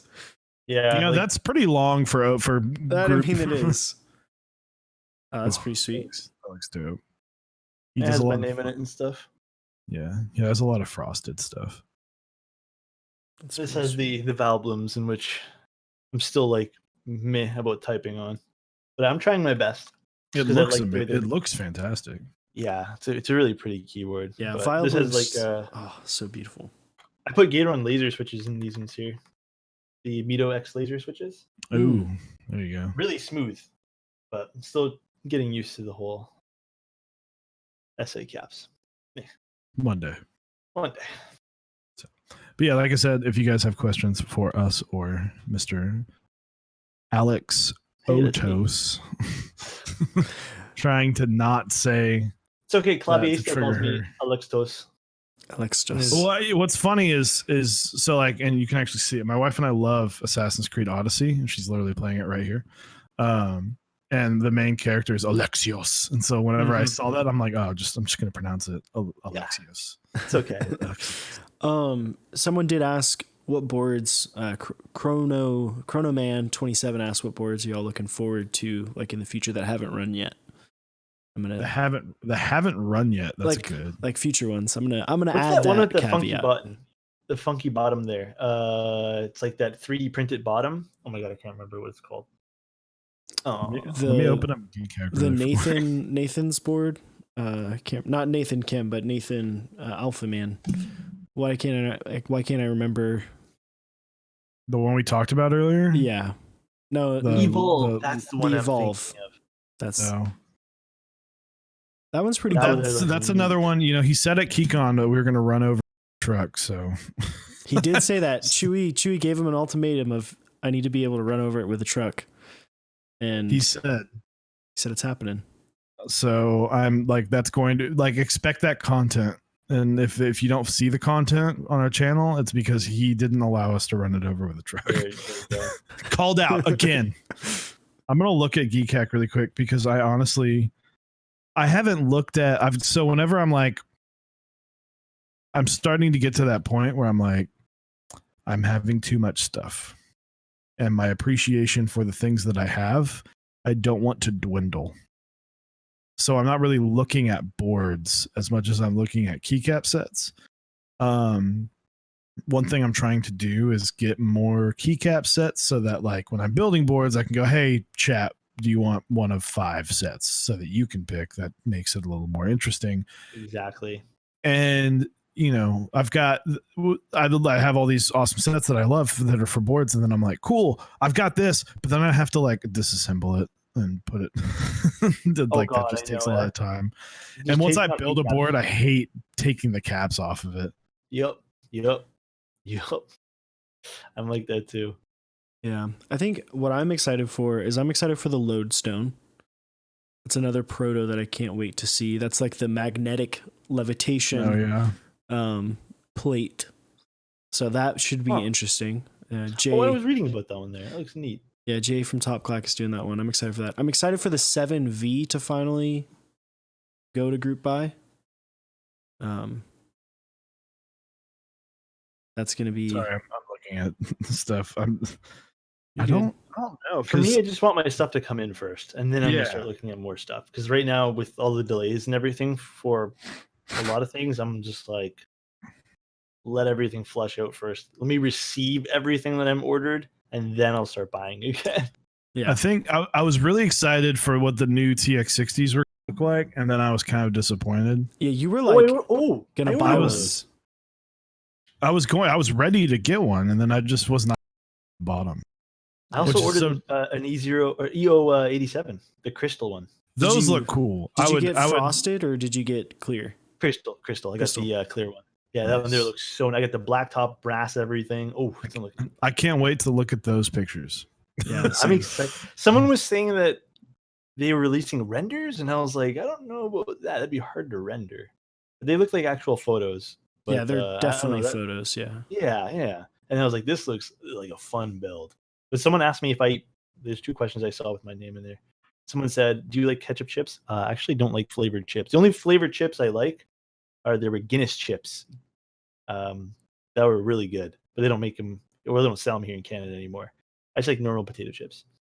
And someone said, why are you so handsome, bro? Stop it, I'm not. I don't remember his Twitch name, but I talk to him all the time on Discord. He's like one of the nicest people. And he's like sending us a bunch of Canadian snacks. Yes. I wonder which ones, because the only thing I know that we have that you guys don't is Let me look at this picture. So I'm Let's see excited this because picture. ketchup chips, it's harder to find all dressed chips down here. They just don't sell. It's not just like a mass produced thing. But he sent a picture that was like coffee crisp. That's right. We have that. That's a really good candy bar. Well, chocolate bar. Smarties are nothing special. I don't know why everyone goes nuts about Smarties. They're so just let's see. chocolate. All dressed chips. Old Hickory something. Old Hickory. I don't. It's like Julian's Old Hickory. I don't know. I live here. I haven't even heard of that. I'm excited to try it. Yeah. And well, someone knows it. Old Hickory. Those are amazing. Let's see, Mr. Big Bar. Even I don't know that one there. I live in Toronto, which is more like very standardized things. We don't really. I don't know if we have all these things here. I could be completely wrong. He's sending Kit Kats, but I don't know if it's like a different flavor. Coffee Probably Crisp. Yeah, Coffee crisp are so good. They are I've never good. had those. I've had them. And a Wonder Bar, which looks like a Butterfinger. Wonder Bars are good too, but yeah, those are like pretty standard. He's sending us like 2 of everything, so I'm really excited. So like here soon, we're gonna have a Monday stream. It's just gonna be us chewing into the mic. You know, we might have to do that during the during one of the A post show. like the episodes of the Mech Madness Live on Friday, since we'll be together. Try it live. Just sit there and eat chips and talk about keyboards at the same time. Yeah. Maybe if there's a big like Canadian designer matchup. We'll GMK maple syrup one. dude. God, one day. Just one. That's all I want. You guys make it happen and I'll buy it. Thank you, Rick Clack, for gifting Kinnick a sub. No, he appreciates that. Oops, I misclicked. I love it. Yeah. No, I'm excited. It's cool. Like I'm sure I know you've gotten this too. It's the community reaches out in like such an awesome way that like I love the people that were like, hey, I enjoy watching. I'm like Me? what? I don't even like watching. And the thing too is like I don't do like keyboards are I think one stream a week. I try to do like 2 or 3. So a lot of it will be looping because I don't have a board to build every week because I just don't have money like that. But it's like a lot of what I do. Like what did we do Sunday? We played marbles on stream for like an hour and a half while looping some switches, and it was so much fun. Dude, marbles. We had all marbles on stream. It's content. It's just waiting. Like it's Yep. like it's a deep There's a hole of lot of- content. Are you gonna win? Are you gonna win? We have all these. We plan on bringing gaming like to our like community gaming, and we were like we had all this plan set out, and then it was like, by the way, you have Mech Madness coming up. And we're like, oh shit. Yeah. I was like, we can't stream. I don't think I could do 5 nights a week. Yeah. So I'm excited to get into some gaming with the community. So far, my Mech Madness, what's it called there? Bracket. Your brackets. Bracket. It's been like, I'd say decent. I think there was one. Which loss was that was like blown away by when the Rama lost? The FC 65. Because that's the one that's the biggest. And I was like, what the shit? It literally put over 90% of I think it was like 90% of the What did I pick for that one? of that just like immediately gone. I don't even remember. Of perfect I'm gonna points. look. Yeah, I'm I looking think, at my stuff right now. I think I was looking at some of the other, so we're putting together some things for the stream for Friday. One of them is a graphic with a little bit of a couple vendors, a couple Dixie partners, and where everyone's at in like the competition and who's kind of the best. And like I know Nathan had the FC65 going pretty far. I had it going like almost all the way to the Elite 8. I Currently was ranked surprised. 322nd. I was surprised that the M65 did not win. I was expecting the M65 to win. Yeah, that was like my big. I'm like, huh? Yeah. Guys, I was like, guys, don't you guys go nuts for Rama?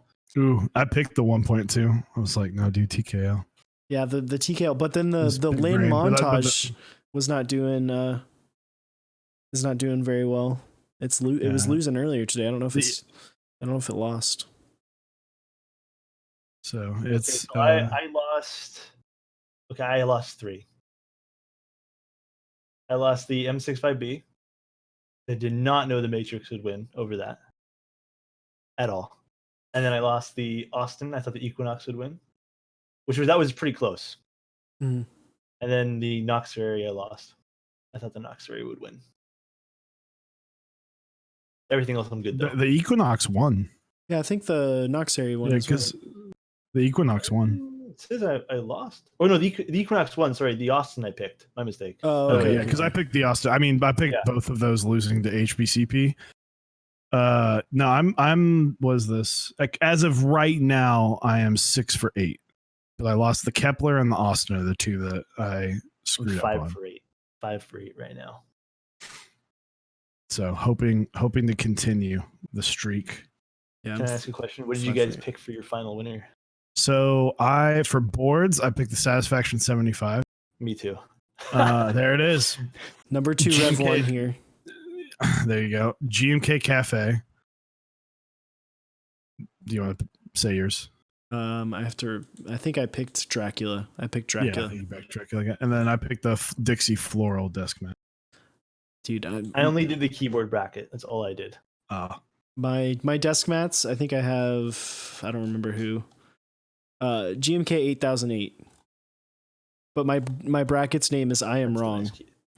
Because I don't know anything about, not that I don't know anything about desk mats. I just don't care about desk mats. So I love desk mats. yeah. I love desk mats too, but don't worry. Someone asked me if I was stuck on a deserted island with one Razer keyboard, which one would it be? The Huntsman. I think that's the keyboard I like from them. Okay. I'm doing all right on my desk mats so far. No complaints here. I haven't looked at my keycaps yet though. My keycap one's my key sets is pretty decent. I'm 7 for 8, I think. Yeah, the only thing I missed was waves. Yeah, that was actually, and that was like way more of a blowout than I thought it was going to be. Yeah, like 500. Like, yeah, that was like there was a lot of. At one point, it was like 60. It was like 70 to 30% for a little bit. I was like, "Geez, that was supposed to be like matchup of the week." Here's another question for you for the bracket, because I'm looking at it now. Mm-hmm. for where was it? Where did I just see it? Where did I just see this? The thermal and the U80-A. What did you guys pick to win? Just out of I curiosity. picked U80 because it has a more.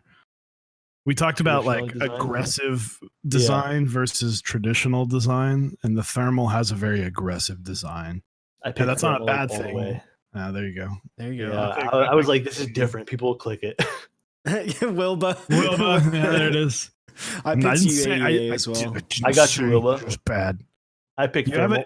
You had a part in both of those boards. This Yeah. guy's getting mad. Grr. I had to sit there and think. 40% of the people voting, 40 to 60% of the people voting are people that might not be as into the community as everybody else. So I have to go off of like first impressions, which to me, the U80 as a first impression, you're like, oh, that it just looks clean and it looks like a keyboard that I've typed on before, but nicer. Not like, what is this small thing and it's got this design on the side? I don't know. And then you're just like, I'm going to go with what I know. So Yeah, and I think For me, my oh, go on. Sorry. Oh, I was just gonna say that's kind of what happened with the Kepler FC65 is that people don't understand that how unique that board is, and they're just looking at the aesthetics of that versus versus the Octagon V3, and they pick it, and this is a Duck board. I know Duck. I know Duck. Project Keyboard. My ideology picking it too, because like I said, I was like super sad that I slept on the thermal. Was they're gonna see the thermal's design versus like a standard keyboard case and just click on that, because like even my Instagram following, for example, out of the 29,000 that follow me, I'm gonna go on like out on a limb and say like 90% of them don't own like a custom keyboard or like a higher end keyboard, so they might see that and go like, damn, like that one there is nice, it's different, which it is. Like that's the first thing your eye will be drawn to, is like how different the design is. Absolutely.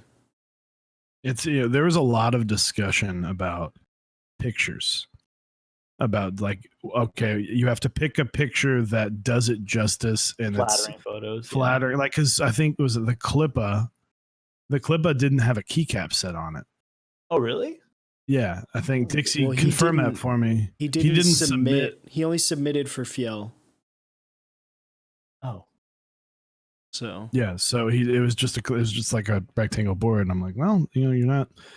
Which, I mean, if you're going all in on the Fiel, but once again, like kind of what I thought was going to happen. And the Austin was kind of they didn't exist. The Austin Drifting Bunnies has talked about it. He kind of put it up to the people that helped him design that board, and they really like that picture. And I personally think that other pictures would have done that board more justice. like when I was picking my picks, I went purely on aesthetics. Yeah. To be honest with you guys, like no internals, like, I know. So for example, if I ended up choosing against the thermal, like I know that has like a different, internals in it than most keyboards do. But like it would have been like, okay, maybe people won't like thermal because of this. Like visually, that was like my entire thought process picking these things. Mind you, I'm only 5 for 8, so don't listen to me, guys. Yeah, if you want to listen to someone, look at this guy, 6 for 8. 6 for 8. 6 for 8. There you go. Yeah.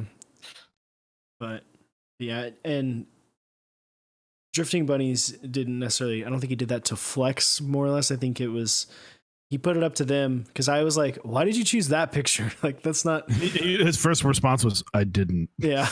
I was like, that doesn't really show off the board. Yeah.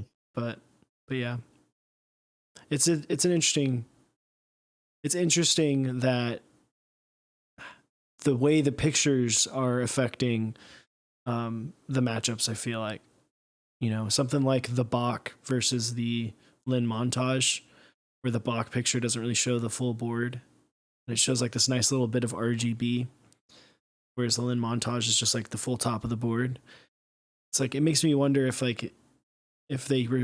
it was all just like the full top and it was, limited lighting, stuff like that, this is nothing against like Dixie, obviously. Like this is a monumental task already. So standardizing pictures would be even harder But makes me wonder That's how why the matchups would change. That's why I wanted, like, whenever we were talking about it at the beginning, I wanted to be like, hey, why don't we, like, for keycap sets, it should just be like the GMK render top down. Yeah. And they're like, yeah, but then, like, what if the pics, because a lot of them don't exist yet. A lot of these that are in this thing, there are no caps for. And I was like, well, that's like, to me, that's the most, like, here's the set. It's not on a Standardized board. piece, It's yeah. just it's in a TKL layout with some caps under it. Why don't we do that? But then it was like, yeah, but then you kind of want There's a whole you run science into to the issue. photos, too. What if like Olivia looks amazing on a board and it might not Yeah. look, it doesn't look as good just sitting in a picture.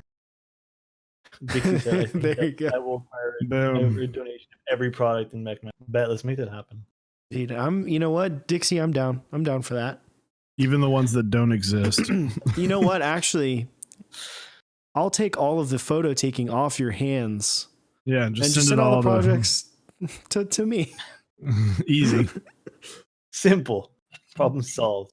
A lot of photo taking, though, like, a lot of thought goes into, even with me, like, how leading lines work in photo.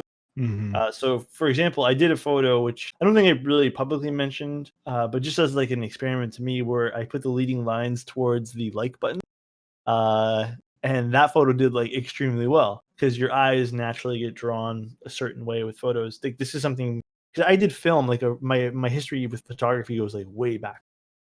So I developed my own film back in the day, and what you learn in a lot of like the classes you take for photography is like how leading lines can affect like tons of things.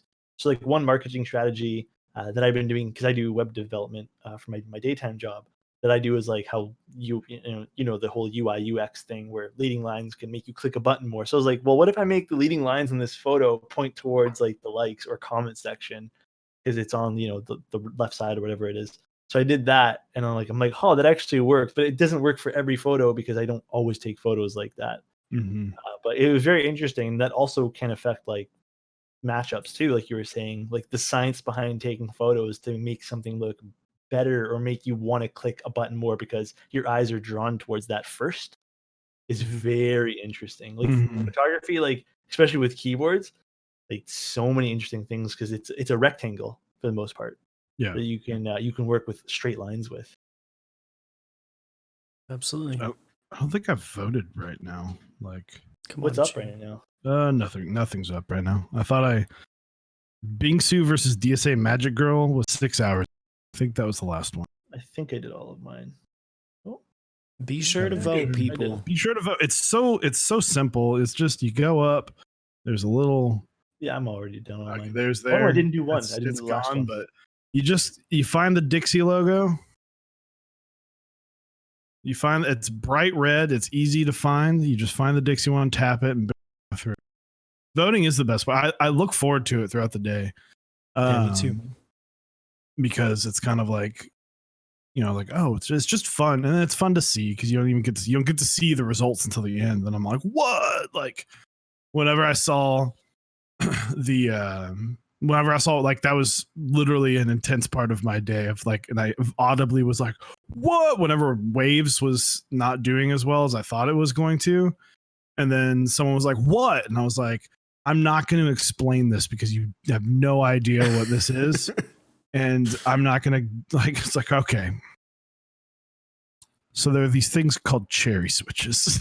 Let me go through the Have you heard entire of them? history of custom keyboards to you. Let me explain. So, Like, I'm kind of like bummed the candy bar isn't doing well because I'm like, God damn it, I picked that thing. Yeah, I picked the Do candy bar better. as well. I think Like I said, the packaging got me. The packaging was so much fun. they should have done the pink one. I think they would have done better. I have the purple one actually. Was that the purple one in the photo? I think I it think was so. the teal one, like the blue. Oh, okay. I have the purple one with the pink plate. Very interesting board. So, well, if you guys have any last questions before we kind of move into the final part of the show, go ahead and ask them now for Mr. Alexotos, and make sure to follow him Thank you. on Instagram and Twitch. Just be sure to thoughts on analog keyboards. I guess I don't really have thoughts on them that much. I don't think I don't have enough experience with them Yeah, I have zero experience. to have an opinion on it. Yeah. There's not a ton. I'm down to try it. Why not? That was the fun part. So, Lecker. I don't remember what the Lecker was.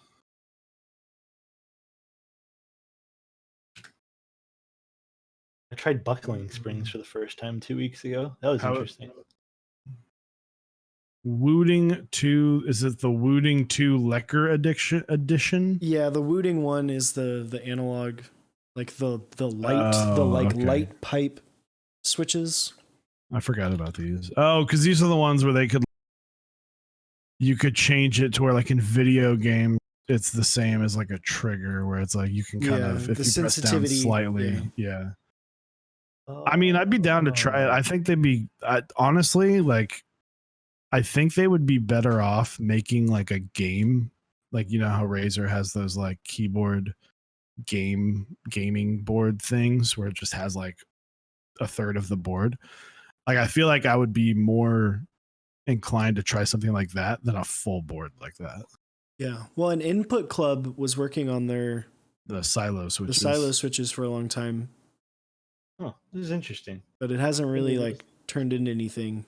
And they came out and said it doesn't work with the like cherry style switch PCBs, and that's the thing that makes it really hard when you don't have. Like, there's like 3 PCBs you can use. Have fun. Yeah, proprietary stuff, no options. That's the exact thing, Jeff. That's exactly what I'm getting at. Makes it to where the community is kind of like, I mean, it's a cool idea, but Well, then if it's like it's proprietary, this is amazing.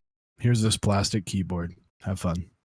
You're like, yeah. well, proprietary stuff, even like building computers and stuff, proprietary stuff is like the biggest pain in the ass. And it makes me not want to buy from a brand when it's like stupidly proprietary. And I'm like, okay, I don't know if I want to do business with you. Even keyboards, man. I won't.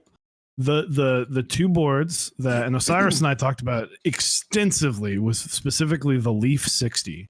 Because we both really wanted it, but it was like, man, why does it have to be a proprietary PCB on a 60%? On a 60% when there's so like you just drove me insane. And then like the the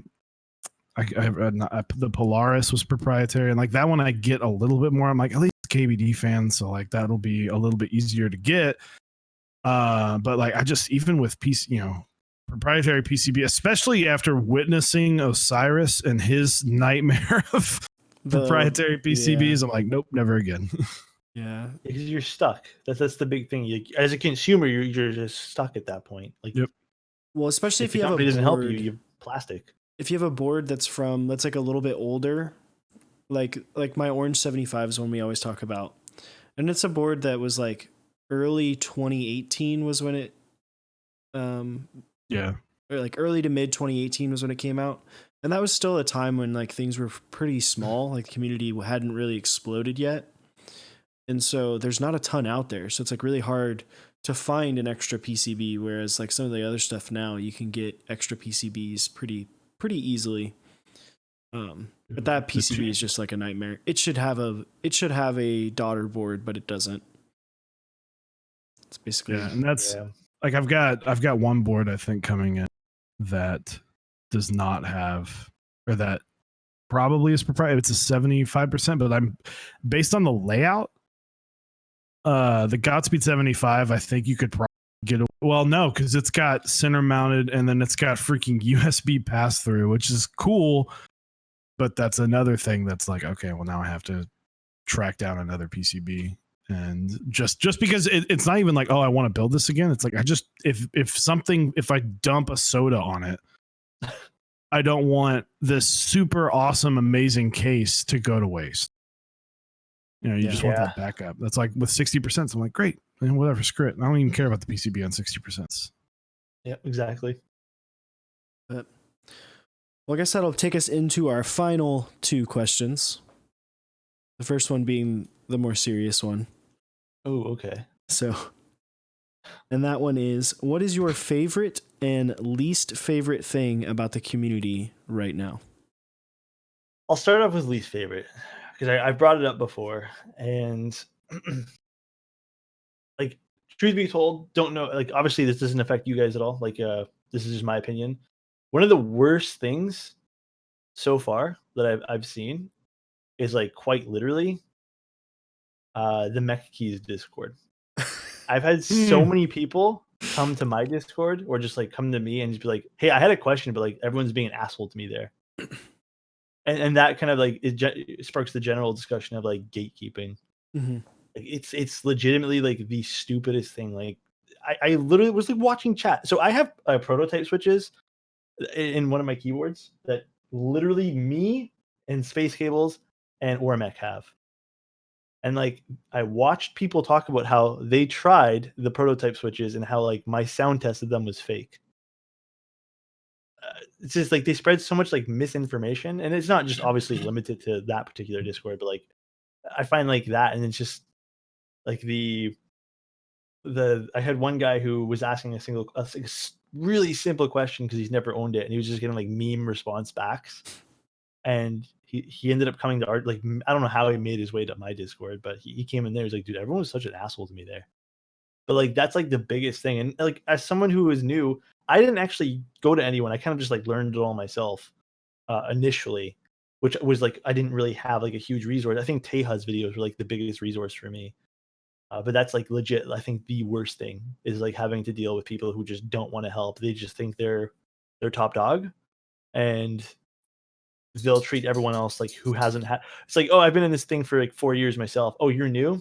You're useless to me. So it's pretty bad. Like, it's the one thing that I can see. Like, if you were to join that and you people like memeing on you and stuff like that, you might not want to be in the community or might not want to do it. It's like, why? Like, it's just why. Like, I get there's psychology behind it and stuff, but it's just that's like the biggest thing.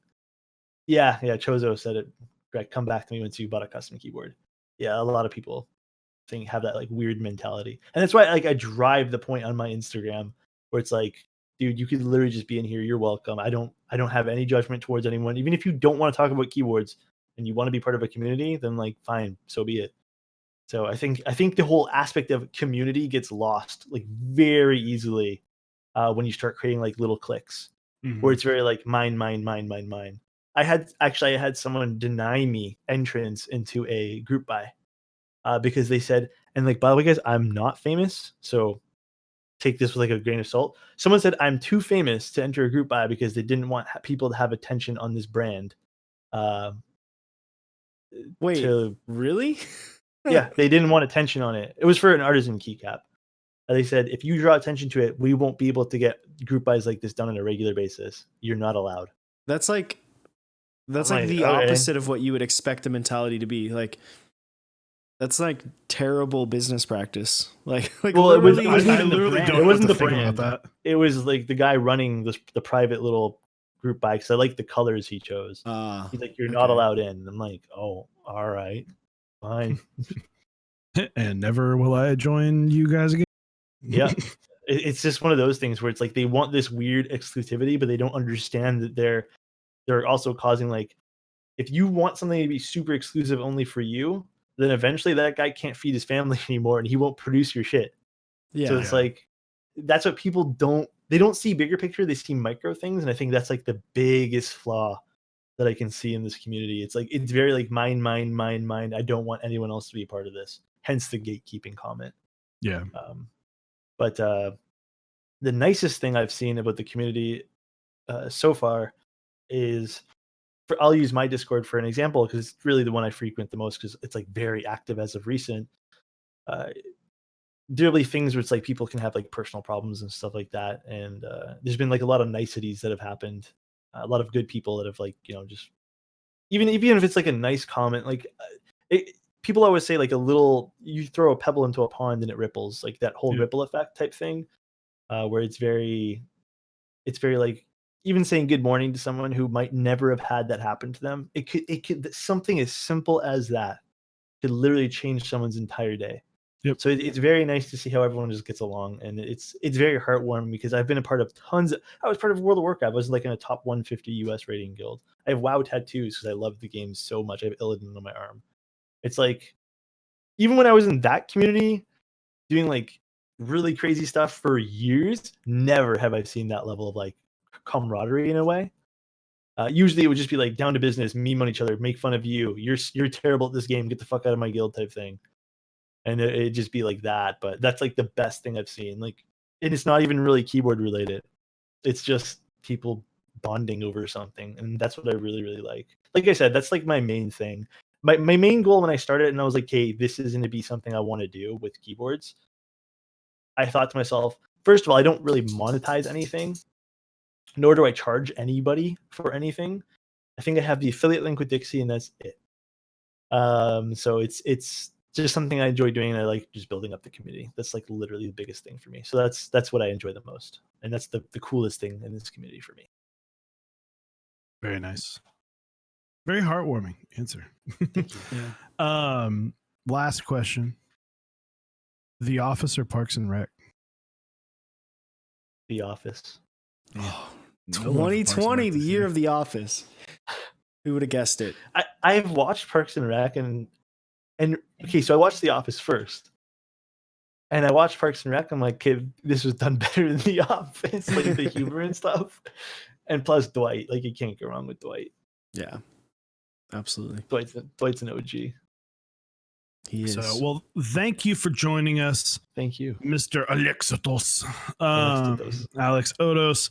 Check him out one more time. We're going to throw that exclamation point guest in there. Follow him on Twitch. Follow him on Instagram. He takes probably my favorite pictures of keyboards on the in the community, as well as has an amazing live stream. Very fun to be on. So thank you.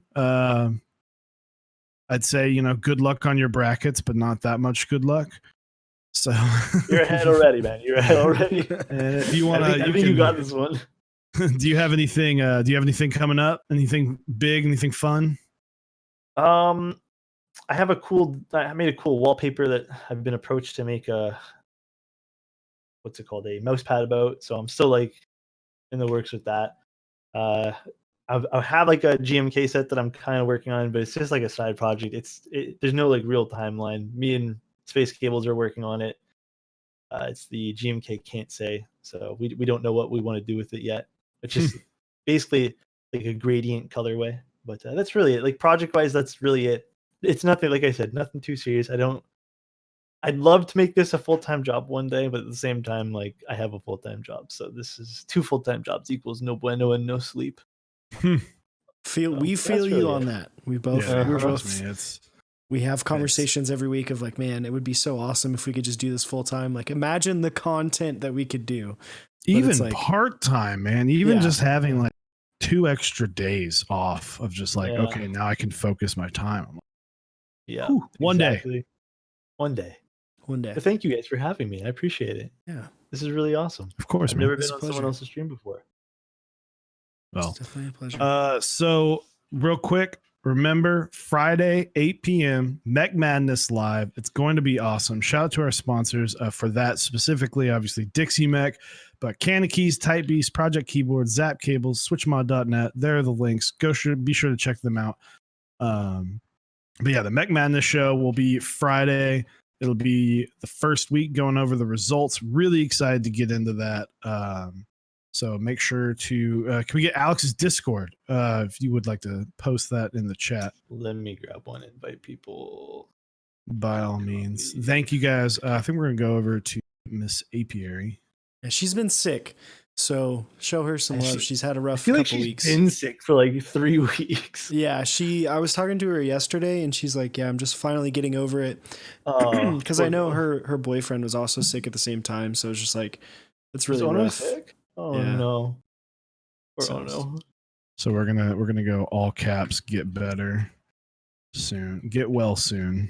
There you go. Get well soon. Appreciate it. But thanks guys, and thanks to everyone in chat who is watching. I appreciate you guys. Yeah. Definitely appreciate everyone. Me. Appreciate all the subs, all the bits, all the follows. And like Chewy said, be sure to come back Friday at 8 p.m. Central for some Mech Madness live. We'll be together.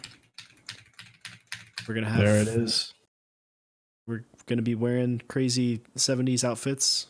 I'm thinking about wearing a green shirt. Just so your chest is gone. Just my chest is. I'm just like a talking head and talking blazer. But yeah, let's blast her chat up with some get well soons. APR is awesome. She will be joining us here in a few weeks. Yep. So I think something's wrong with her camera on her stream, by the way. Oh, even better. Even better, guys. Hey, you know what? Hey, it's part of the live show, right? It's the live show experience. It's that live. So thank you guys, and we'll see you Friday. Later, guys. Bye, Switch Tester. Bye now.